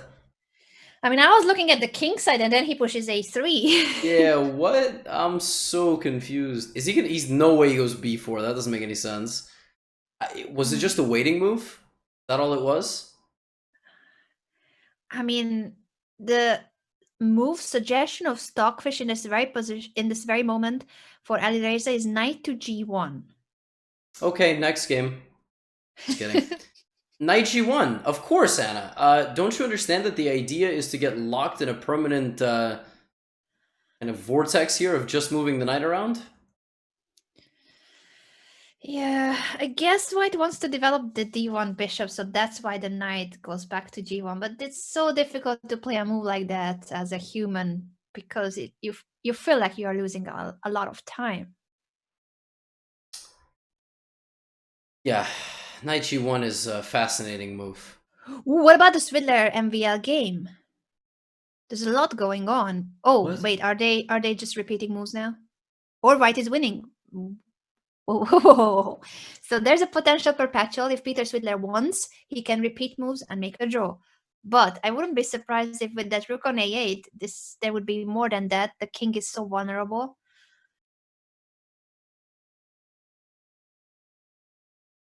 Right. Queen b5, queen a6. If you want it. But and you also bring knight rook bishop somehow. Bishop f2, knight e4, knight c5. So for example, Anna, if I play knight e4 here, what's your move? d6, right? You can't play anything else. Yeah, I need to guard the c5 square before I get mated on b7 after knight c5. Play d6. What do I play? I started that with what do you play, and then what do I play? You do the work. I'll just play the Levy. moves. Thank you. Can I play like d4? To play rook d3, rook b3? Would make sense to try to bring the rooks through the third rank. And what is that queen on aj doing? Honestly, the position of yeah. MVL, even if you don't give mate instantly, the b file is all open toward the king. The rook on a8 is stuck. The queen on h8 is stuck. Plus, the minor pieces are not doing anything either. Basically, it looks like as if MVL only have been moving the pawns. No piece moves. There's no active piece on the board for black. So you can take a 2-3 move maneuver and perhaps it's still a mating attack. So, someone in chat, right? It's a mate in 27, but it's hard to find. Probably will just end in a draw. That's usually how chess is, yes. Human emotion intertwines. I'm going to check quickly on the L's. Leinier and Aronian. Actually, that's a matchup of the two guys in first place. Yes, it is. Both of them are leading, as well as Wesley. We arrive when there's a fork, but if you take on a7, I play rook a6, you move your queen, and I can take back on a2. So some spicy stuff happening here, but not too spicy, not too spicy. They each have 6 pawns, the pawns are the same, the rook's the knight. This one's gonna end in a draw, I think. I don't see this one too spicy. Yeah, it looks very solid because of the line that you mentioned. So let's go back to our first games. Kasparov with the white pieces against Hikaru Nakamura. How is this current position after the trade on e4 and bishop to b4, trying to undermine the protection of the e4 pawn? Because sometimes e5, other times it's e4, the pawn that is always hanging. This is difficult for Hikaru. Again, if you're not going to get the queen out, it's going to be really tricky. He'll probably have to play something like h6 g5 or h6 queen h7, or wait, bishop d7, rook e8, queen f8, and then get the queen out this way. That does not look great. Yeah, those bishops, this current starting position of Fischer Random was with the bishops on e1 and d1, and we see every single player somewhat struggling how to activate those bishops. One or the other is still on the starting position. It's not so easy to make use of them. That's why you would wish that in the starting position your bishops are in the corner or on g1, b1, but not in the middle. Exactly. Exactly, and Hikaru plays this move knight d7 almost instantly. He had another option here. He could have taken on c3. And if you take this way, first of all, I can come back. Second of all, I can take your bishop and then take the pawn. But he decides not to give the bishop and then put his knight in the center and just drop back. Oh, Garry has to deal with the coming move f6 from Hikaru, I think. Yes, because f6 is most certainly a follow-up that Hikaru is having in mind to not allow white keep this much space. This is a very comfortable position for white. You need to challenge it as black. It's similar to many of the defenses that give up space in the start of the game, at the start of the game, and then you go for a counter punch like f6. So what will Garry do about that? I don't know. Let me call Garry. Sure. Actually, Hikaru has said before, I remember we were streaming and he's like, do you want me to Skype Garry right now? I was like, what? Huh? Ooh. Yeah, that the contact information. There is a little bit more lore to the Hikaru Garry matchup. I think he's said very publicly, like they've had coffee, they've trained a bit together. He hasn't gone into like super detail on stream, but he has mentioned that, and he has, like I said, made jokes about giving him a call. So yesterday on the interview, Anna, remember he was like, I feel like in the past I have just an innate respect for Garry when we play, and that makes it difficult to just drop all that and fight. We'll see if Hikaru is able to do that. Garry's got a good position here. He has more space, but he does not have more time. He's down 3 minutes. Yes, his time management has been an issue in the recent games, but it's great to know that Hikaru has been or had been working with Garry. And Peter Svidler did say yesterday on the official broadcast in his interview what you were suggesting, Levi, that most likely Kasparov prepared for this event with someone from the field, and that is indeed Peter Svidler. So the two are good friends, they get along very well, and they also practice together for this tournament. What's Peter mentioned as well that 1 week or so training period in which they played plenty of games against each other in Fischer Random with the same time control that we see here. Peter wasn't doing very well, so he felt very bad or somewhat bad about winning the actual tournament game against Kasparov, and Kasparov was crushing him in the training session, or at least that was my conclusion from the interview. That is really interesting. Wow, for Peter to admit that. Peter admitted that publicly, is what you're saying? Sorry, I didn't hear you there. So Peter admitted that, like, publicly, that...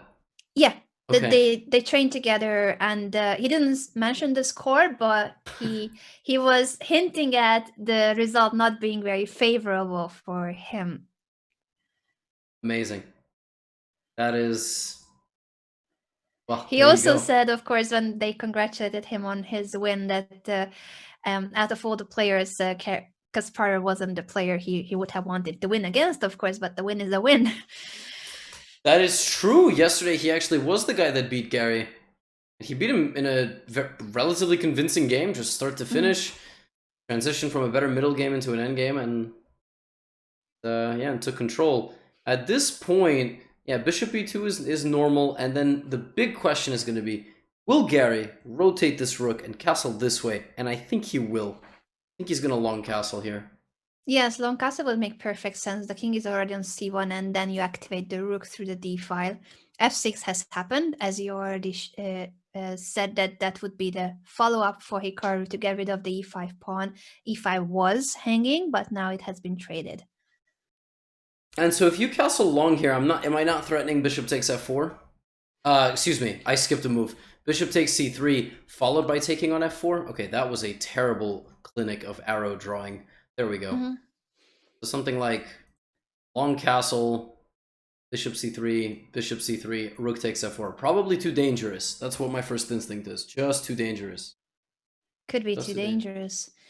Speaking of dangers, I'm just gonna take a look at that mating position or potential mating net around the king of MVL, Peter Svidler with the white pieces. If there's any progress, he did push the d pawn to try to bring the rook through the third rank later, and knight e4 or knight a4 is still an option. So not an easy position for MVL to survive, but there's still not that much improvement from white. There's nothing concrete, is what I meant. Yeah, Svidler might just play d4 and go, you know what, to hell with this. Just repeat. This is his last chance. I mean, if he doesn't, he plays another move. We'll get a few more defensive moves like knight c8, knight b6, and that's that. Mm-hmm. Not going to be able to win here. Look at Leinier. Leinier versus Aronian will be a draw. Alireza versus Magnus. Ooh, getting a little spicy. A little bit. Yes, I do like that knight on f5 a lot, supporting the h4 pawn and just making sure that all that kingside pawn structure of white is fixed very nicely, using the squares in between the pawns for black's pieces. Also, if white was gonna take on f5, giving up that light squared bishop for white would be a painful decision to go for. That is the better bishop here because of the pawn structure on the king side. So I don't think that Firouzja actually wants to take on f5 unless he will be forced to. Exactly right. And also, I think a solid option for Magnus will be to play just a move in preparation for that. So g6 or, okay, a6. The knight has to come back to c3. Alireza is not getting a moment to castle here. What's going on with our flank pawn attackers? Wesley So and Fabiano Caruana are playing a chess game. What they are doing. That is my analysis. But h4 pawn.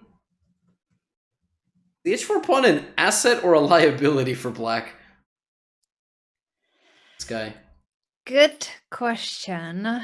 I'm not sure about the evaluation on that just yet. Not sure. Not sure. Chat, what do you think? Asset or a liability? Let me see an A or an L in the chat. A or an L. I do like it. You're making your own pause in the chat. Somebody typed out liability. All right, we don't need to flex literacy. Thanks. The guy's like, I know how to spell the whole thing. So, Hikaru is apparently under pressure. He does castle queenside against Garry, but this position is looking very promising. Mr. Kasparov, if he finds a way to activate his queen, yeah, Garry really planned this out in a very nice way. Yeah, the castle king side there. I do like the queen still on g1, indeed, taking good care of the dark squares. And ever since he placed the queen there, he also then went on to trade the dark squared bishops, which now gives even more power to the queen on those dark squares. And Hikaru cannot do that same, unfortunately, because even if you copy the move queen to g8, there's a pawn in the way. The c6 pawn will not let you activate the queen just as much. Queen, yeah, and then you'll have to play e5, but you're running out of moves. I feel as though Garry here has to do something relatively immediate. I don't actually understand where exactly his advantage is. He cannot move his queen out so confidently. Every single square is covered. And if he just improves casually with moves like bishop e3, Hikaru will play h5, e5. He's not just going to sit there and go, bad position, so I need to just defend it. He'll try to fight back. And Garry dips under 7 minutes now, so he'll have to figure this out. He will have to figure this out. I wonder if he will go for something along the line of trading more pieces with the knight d4. He had the option, but I do like that he says no. I'm interested in keeping as many pieces on the board as possible. Bishop c4, simply pointing out the fact that the e6 pawn is hanging. Sometimes the pawn is on e5, other times on e6, but it is hanging.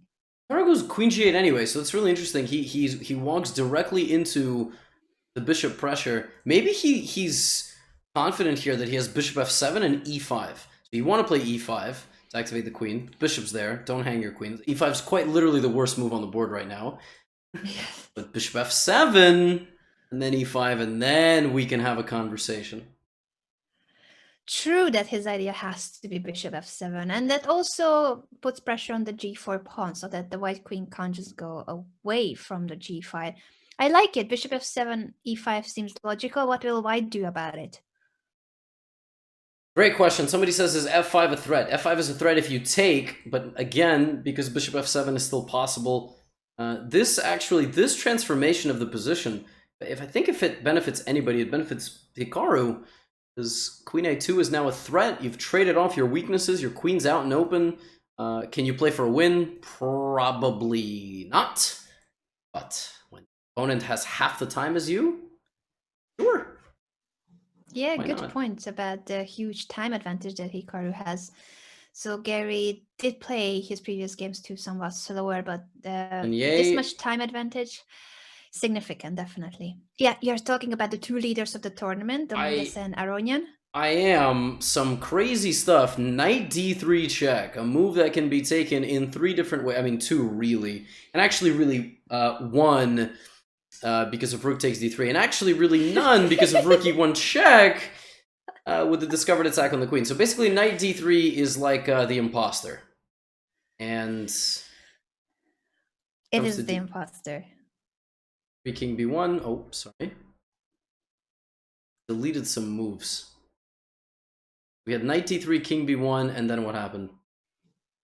Knight takes b2, and then the rook trade on d8.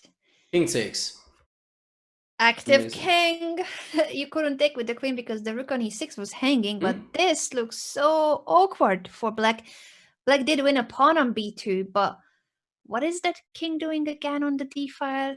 There's so much ridiculous geometry here. Like, again, king b2 runs into rook b6 discovered check on I mean, it's not a discovered check, it's a discovered attack on the queen by utilizing this check.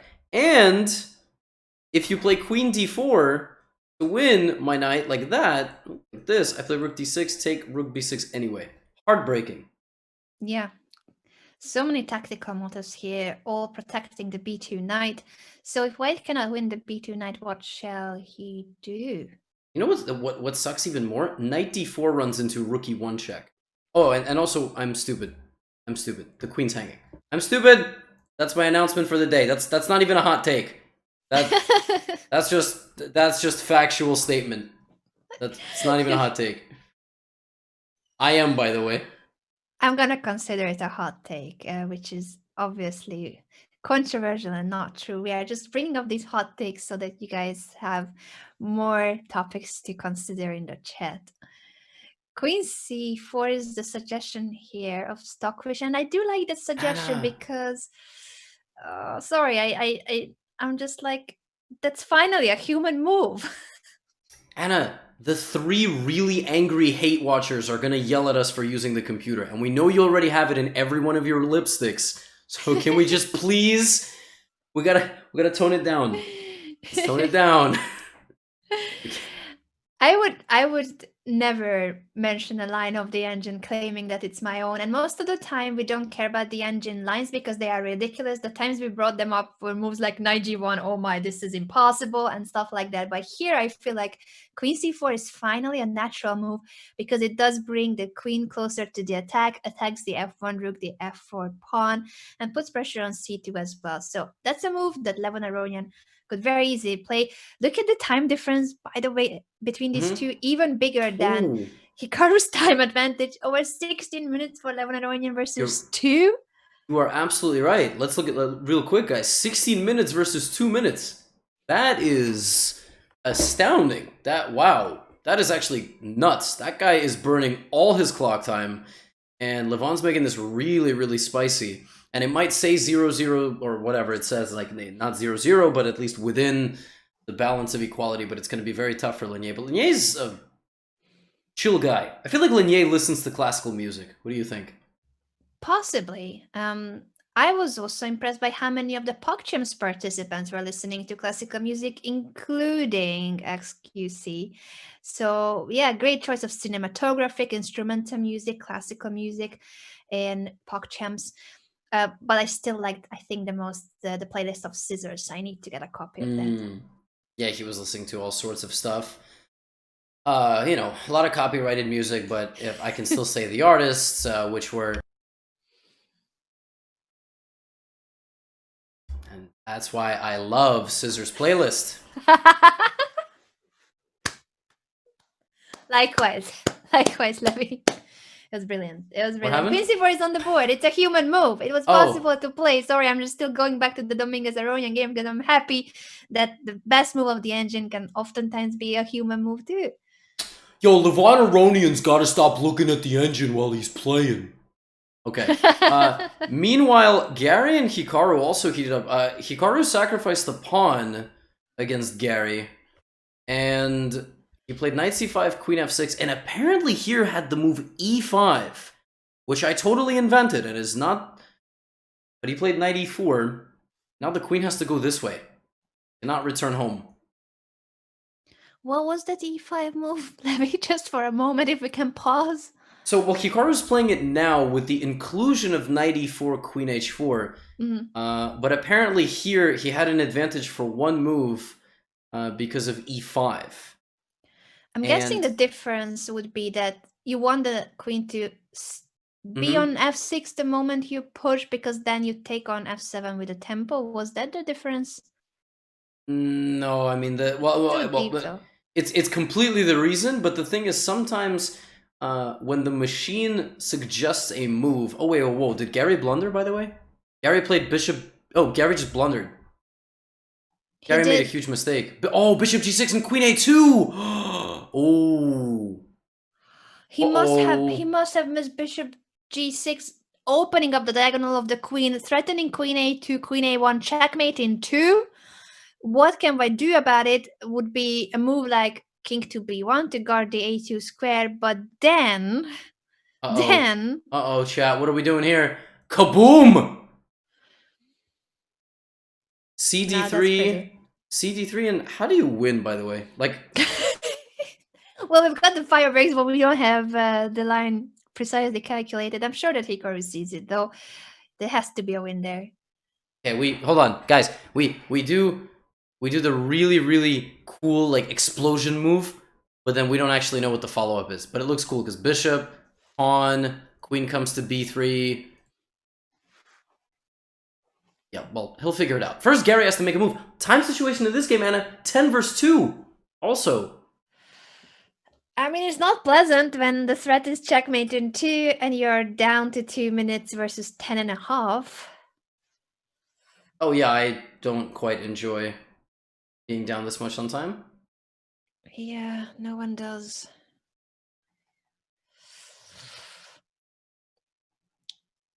Hikaru's gonna win this, so we still don't know the end of that line, but it has to be winning. So we could sit here and calculate it a bit more, or wait for Kasparov to make a move, because he's down to 1.5 minutes. He is down to 1.5 minutes. I'm keeping this board right here, and the bottom left will become... Who will we go? Alireza versus Magnus Carlsen. That's who we're putting on the bottom left. Big screen is now going to be a permanent Hikaru board, unless Garry puts up some crazy resistance here and causes Hikaru to think for like 10 minutes. Garry is down to his last minute of clock time. Knight takes d2. Hikaru doesn't go for rook d3, but rather takes on d2 with check. And I guess he's gonna keep this simple. He's gonna just take on d3. That's his plan. Yeah, rook takes e4. What about Hikaru's only forks? Oh, f5. Oh, e4, f5. Okay, it's not over. It's not over. But Hikaru. It does feel like it could be over. Or f5, e take. So this is how the kid has to calculate it at the tournament. That, and then what's Hikaru gonna do after that? So we get e4, f5, take. On g6, take d3. What do we play? I don't know. I like that position a lot for Hikaru. Is there a follow-up there that we are missing, or is this just really good for Hikaru? He is playing e4, so we're gonna get to see this line: e4, f5, trade of the bishops. After queen takes g6, protecting the pawn on d3. So you're saying don't even take on c2? Okay. No, he does take. He does take. Yeah, I wasn't sure which move order is better, but this is very logical to take, and then queen takes g6 will pin the rook on c2. Looks really unpleasant. And Hikaru's playing bully ball here. He's making every move instantly. He's trusting his instincts. I mean, he could analyze, oh, queen g6 or dc2. Let me go. No, boom. Let's chop it down. Garry's got 90 seconds. Best of luck. Best of luck defending this position. Exactly. I think it's good to be this practical. Yet, yes, he could try to ponder which one is the perfect continuation, but this has to be good too.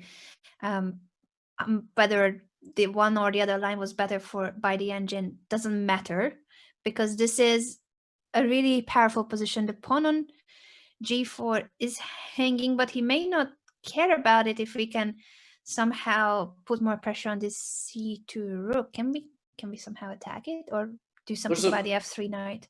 There's a cool idea. Rook f3, knight d4. It's both rooks. The problem is I don't think it does a damn thing because I just play rook c3. Looks cool, but it does nothing. I don't think that Hikaru should be trading all these pieces.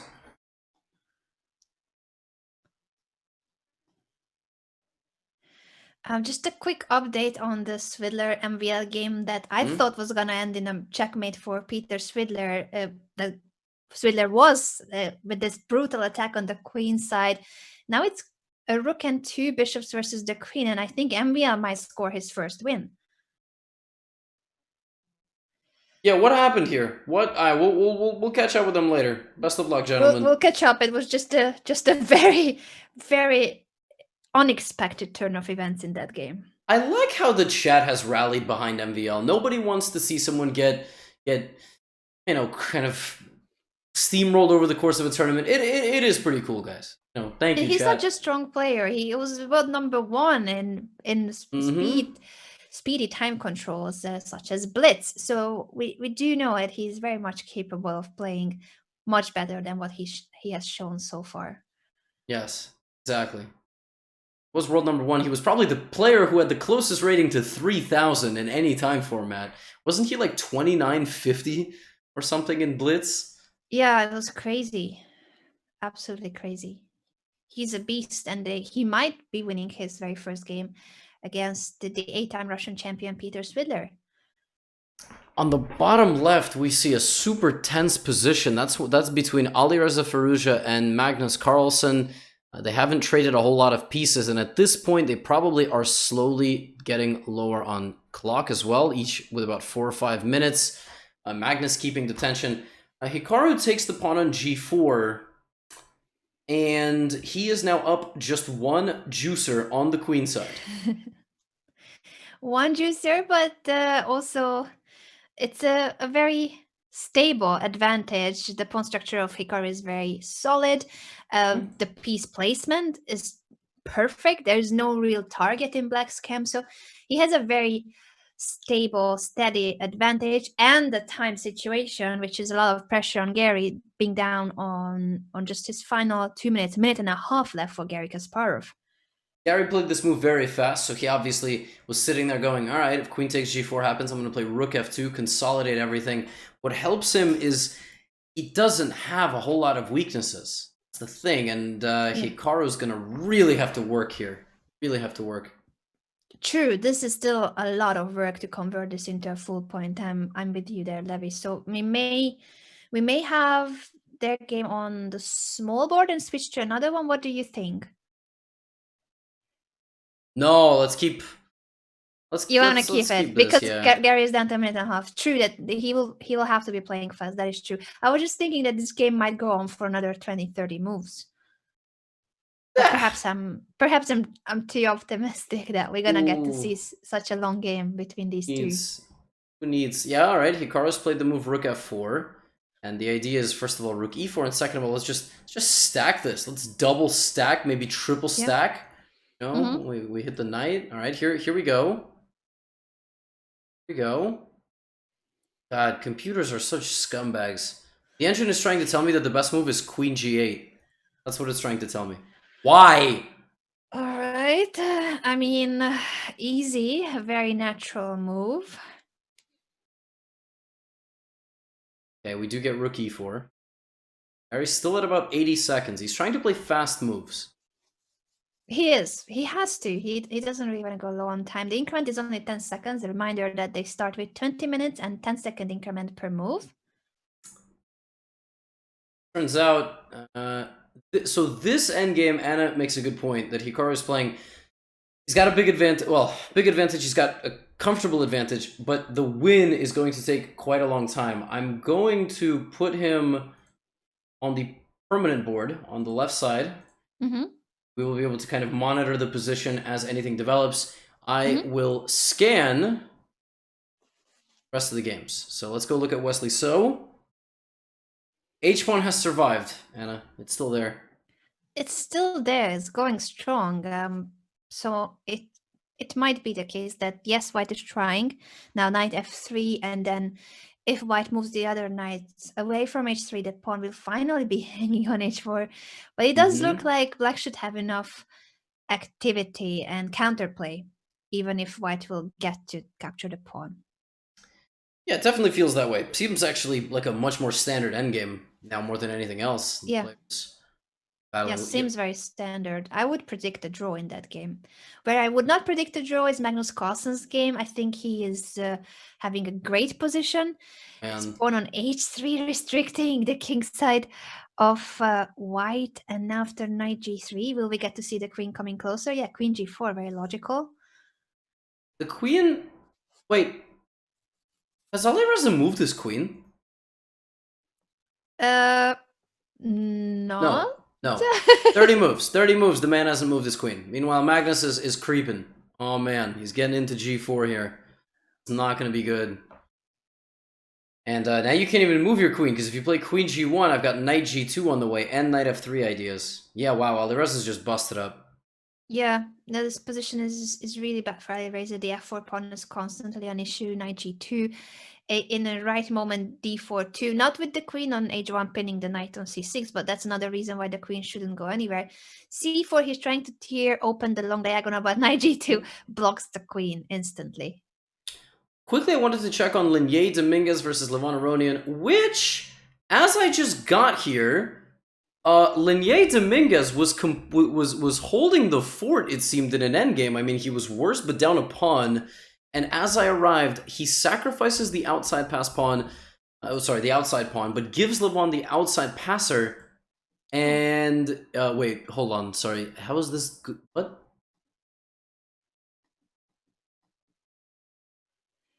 Isn't knight d7 just good?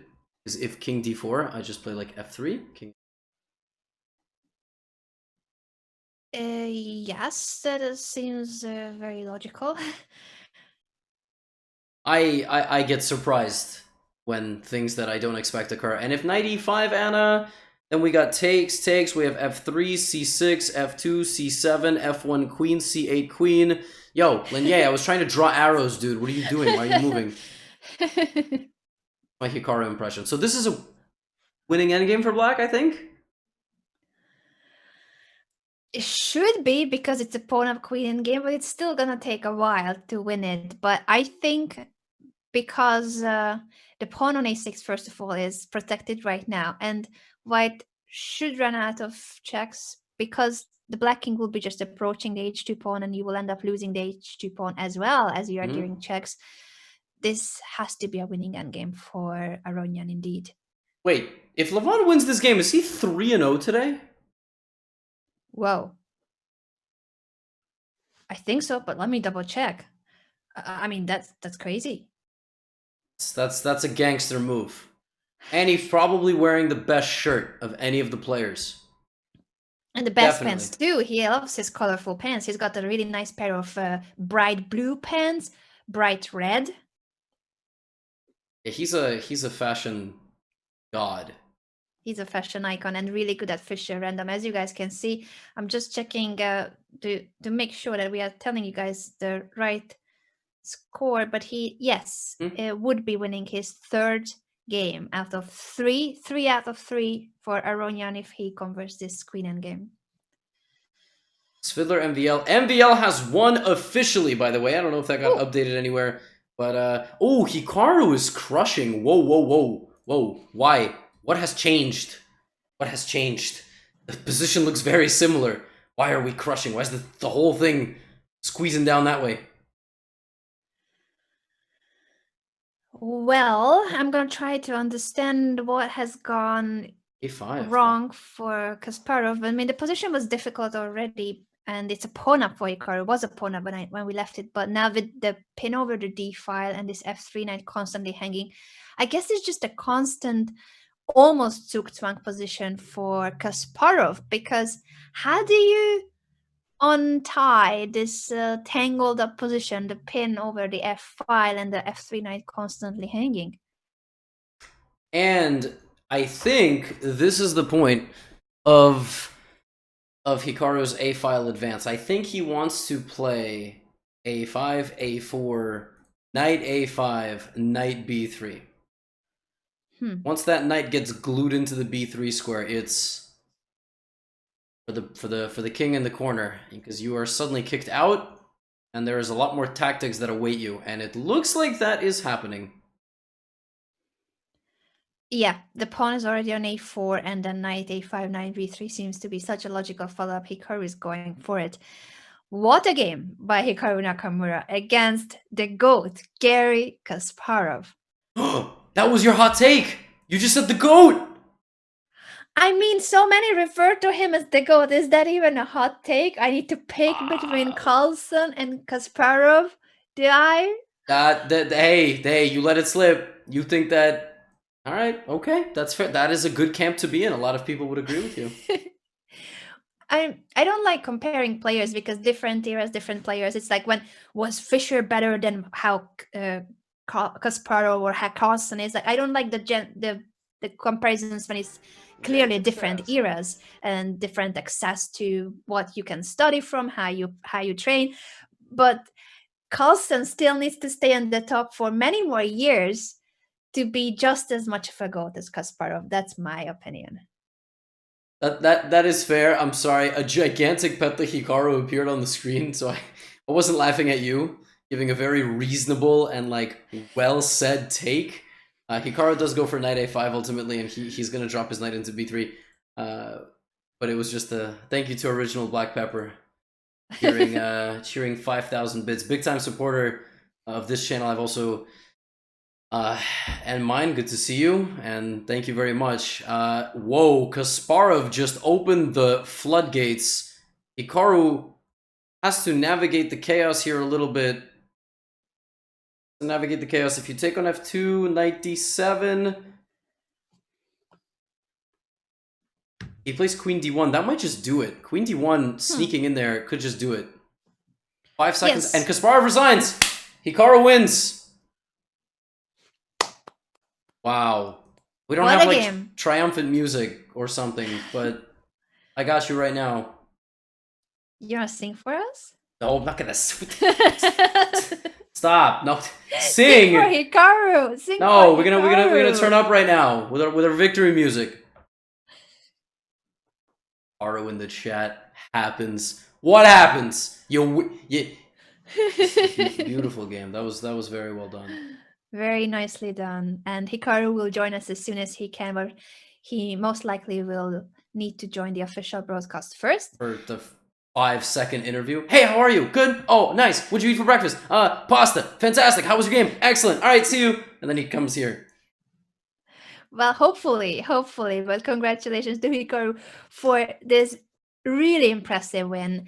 Kasparov started out well in this game. It wasn't an easy game. With the queen on g1, he did have a good control of the dark squares, while Hikaru's queen was still nowhere to be found. And in the final position, look which queen is deciding the game. So very well done by Hikaru, turning the tables in a very complex game. We're gonna get to talk to Hikaru about the nuances, all these details of the game, but there are still a few more games in play. Actually, no, Carlsen has already won against Alireza. MVL has, as you said, defeated Peter Swidler. Aronian Levon won! Aronian. Oh, it finished just a few moves after with the queen trade. Leinier must have missed that. Yep. And I'm looking. This is the final round. I need to update. Okay, we have our scores here. Yeah, it's the only game that's remaining. The only game remaining. Wesley So, who has just beaten Magnus Carlsen, is now taking on the world number 2, Fabiano Caruana. This is a very normal endgame, but very normal and very bad at the same time for white, with that age passed pawn tying down the knight and the king to just making sure that it will not promote. The bishop on e4 is very powerful. In positions when a bishop is fighting versus a knight, in general, the bishop is really good when there are pawns on both flanks because the bishop is a long-range piece. The knight is way slower. And here what you see is that Fabiano's king is also approaching king c4, king d3, crawling into the position and winning the game. That is the plan. It's the plan indeed. I'm not sure if Hikaru's plan was to wake up today and win 3 games of chess. I mean, I sure as hell hope it was, because he got as close as he could. Magnus with his sneaky defense in the first game, and Hikaru will be joining us in a moment. We will talk to him. What an amazing song, by the way! Fantastic song. I wish I could hear it too. What song are we listening to? We are listening to Only One King. Oh, Anna, we have Hikaru on the way, and when he joins, we will... Yeah, I'll need to turn off my camera and then come back, right? Yes. Sure. Anna is our beloved co-host, but we'll need to switch things around. Yeah, I'm ready. I'm ready to turn it off whenever. I'm waiting for the moment. Hikaru has joined, but there we go. Yeah, sorry about that. I was still on the Skype call, so I had to close Skype. My gosh, Skype, terrifying. How are you? You played pretty damn well today. Are you more frustrated you didn't go 3-0 than having a nice win with 2.5 out of 3? Yeah, I mean, I think in general, the only thing I'm annoyed about is the first game from yesterday. That's really the only thing that I'm still happy about overall. Yeah, I mean, I thought I played pretty well today. I think I got lucky against Magnus, certainly, because in the opening, well, I don't know if I got lucky because I didn't look at it yet, but I thought that in my opening against Magnus, I don't know if you guys have that game. I might be able to pull it up, but yeah, actually I can. Talk to me. Mm-hmm. So there was this one position where he took on c5 with the pawn. And I thought he could have taken with the rook, and he actually had pre-moved to just capturing with the pawn. It was like move 6. Yeah, I thought he could have actually taken with the rook, because on rook d8 he has bishop b7 and bishop a6. And I don't know. I mean, I don't know for sure what's going on. But yeah, I mean, I had a feeling that like this was okay. But then when Magnus pre-move b takes, I just got a great position. I mean, a little bit unlucky not to win that, but I think it certainly evened out because in the last game, I think Garry kind of got a little bit too creative for his own good, and I was able to take advantage. So yeah, it was pretty good. Can't complain. Did you take a look at your game afterwards, if you had a chance, the game against Magnus, where it went out of your hands, the advantage? No, I mean, I know the bishop b8 instead of bishop b3 is probably good, but nah, I mean, why waste time? I'd rather just I'd sit, listen to you guys and play some Minesweeper and then play the next game. Makes perfect sense, and it did work out as you went on to beat the world number 2, Fabiano Caruana, and then the legendary Garry Kasparov. Speaking of Fabi, he's not winning anymore. He totally messed it up. He's drawing now. You're kidding? Yeah, he was -7, and he had bishop f3, king f3, and apparently he's just winning after king d6. King and pawn endgame is winning because of the outside pass pawn. Yeah, this is true. Wow, Hikaru, I was gonna ask you about that round where you beat Fabi. All the wins that round, 3 of the 4 decisive games were with the black pieces. And Levon beat Peter Svidler. I think Peter blundered and just got like a bad position with the black pieces, ended up losing. But there's a stat today, 1, 5, and 9. Black won 9 times today.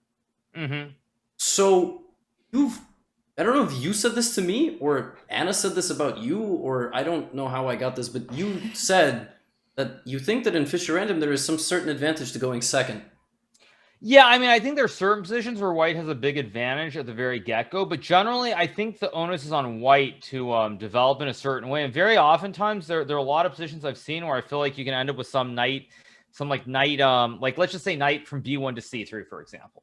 And black oftentimes can play like a pawn to c6 type move and then develop the knight on b8 to a different square. And I have noticed that in general that does happen. So yeah, I think, I mean, being black. Also, the other thing I would say is it's not completely clear to me that white necessarily has an advantage in 960, unlike regular chess. So I think people feel the same pressure they do when they play normal chess, where they feel the need to go insane. Like, it's like, I'm white, I have to be better, I have to prove that I'm better. And so I think that plays a big role. How did you see the starting positions of today, and which one you thought was the most awkward? I think the third one was the one that probably should be the most advantageous for white, I thought. And I played some kind of bunk completely against Garry. But I was able to find a way out of it. And I mean, I just thought once I got this knight c5 trick, and it got very tricky, and Garry was kind of being his own worst enemy again by using way too much time. If we noticed all his time, he probably could have salvaged it and made a draw. Noticed that it was like 10-1, and it seemed like you were making a pretty deliberate effort to just keep the pace and only like start thinking 2 or 3 minutes when you had to just find the right continuation at the end. But we were shocked. I don't know if you saw his second round game after the mouse slip, because he mouse slipped in the first game. He just mouse slipped. Well, yeah, I mean, I saw the mouse slip move. I didn't actually see like reaction or any of that other stuff, which apparently there was, but anyway, yeah, it happens. It's very hard. No, I was gonna say, he spent like 10 minutes on the first 5 moves of the second game. It was something completely nuts. Yeah, so he. Oh wow, okay. Yeah, I mean, I will say, like, as I said before, that's been Garry's biggest weakness, whether it's online or over the board since he came back, is he has this tendency to use too much time trying to play the optimal moves instead of being more like practical, I would say, and so that certainly can affect him, because also most of the players, they just defend very well, so he doesn't even get the big advantage, if an advantage at all, so it makes it really, really hard.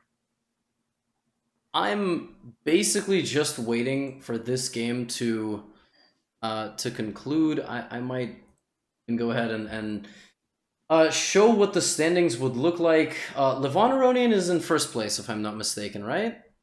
And yes, I have no clue. he went 3 out of 3 today. Yeah, he went 3 Levon Aronian is in the lead. He also turned on the heat. Yeah, okay, that makes sense. Yeah, I mean, what I was gonna say is that in general, I'm quite happy that it's so close, because when you throw away a game like I did against Leinier, you've had this tendency to feel like maybe it's going to be too hard to come back, but it's been very bunched up. So tomorrow I'm gonna have a chance. I mean, I think Levon has to play Magnus, right? He still has to play Kasparov and Magnus.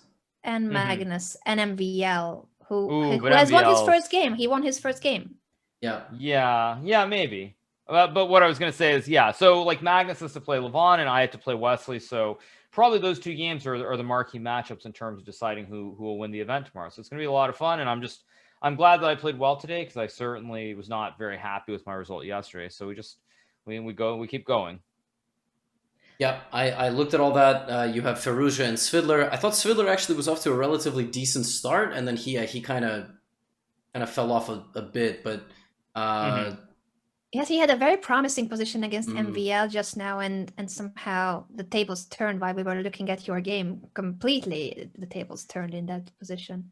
Yeah, I mean, it's 960 is hard. I mean, from what I've felt is that in general, the big difference between 960 and regular chess is usually when you get an advantage, especially at the start of the game, it's very fleeting and it's for a handful of moves. If you made like one wrong move, the whole advantage goes away then and there. And you still have a lot of time left on the clock, and you still have to make a lot of moves. And so it's very easy to get tilted out of your mind. Yeah, that is actually complete. I think we said a sentence like that, exactly like that. It's like, for a move from the opening, there's something that can be done, and if it's not done, then the game is chaos. And right, exactly, yeah. Away. No, totally. I mean, that's why I lost Leinier, because I knew I had something, I couldn't find it, and then I refused to make the draw. I was like, I got to keep going. I have to try to win, which cost me dearly. Well, I think that just about. Wait, are these guys still playing? No, they're done. They're done. To everyone who's saying that I look tired, it's been a weird day. It's been a long day. There's like a gigantic like spider or something in my bathroom, so it's been pretty chaotic. Your adventures continue. I was gonna ask about the noise outside, if today was a better day in terms of that, but the spider? I don't know if it's a spider. It's something big, and I really don't like bugs. So So yeah, we'll see. But Yeah, anyway, that's life. about a week ago, I heard a yell from the living room, and it turned out that a giant yellow jacket found a way into my house, and that was a battle. I had to leave my stream and go and fight it. So, but are you gonna? Can't you just get some spray and like? That's spray what we the whole did. place? Yes, but let me tell you, okay. Hikaru, that thing's it looked like it absorbed the spray and then got stronger. It was terrifying. Do you plan to stream after, or are you gonna go take care of this bug, or both? Stream? I mean, I'm gonna stream. What else am I supposed to do? That's all I can do. Just stream, maybe go out a little bit later and have a good evening. And yeah, life is good. Perfect. Thank you so much for joining us, and we'll be rooting for you tomorrow, obviously. And all the best with the Spider 2 or whatever bot that is. Right, exactly. Yeah, it's gonna be interesting. Same time tomorrow. First round matchup is the marquee matchup of the day. It's going to be Hikaru versus Wesley So, and amongst others, Aronian has the gauntlet tomorrow. But Hikaru seemed to fare quite well today. And we'll sign off. Hikaru will stream, and commentary continues in, is that 20 hours? Be right back here. Something like that. Yeah. That will be the final day of Fisher Random. See you guys tomorrow. Take care. All right. Oh my.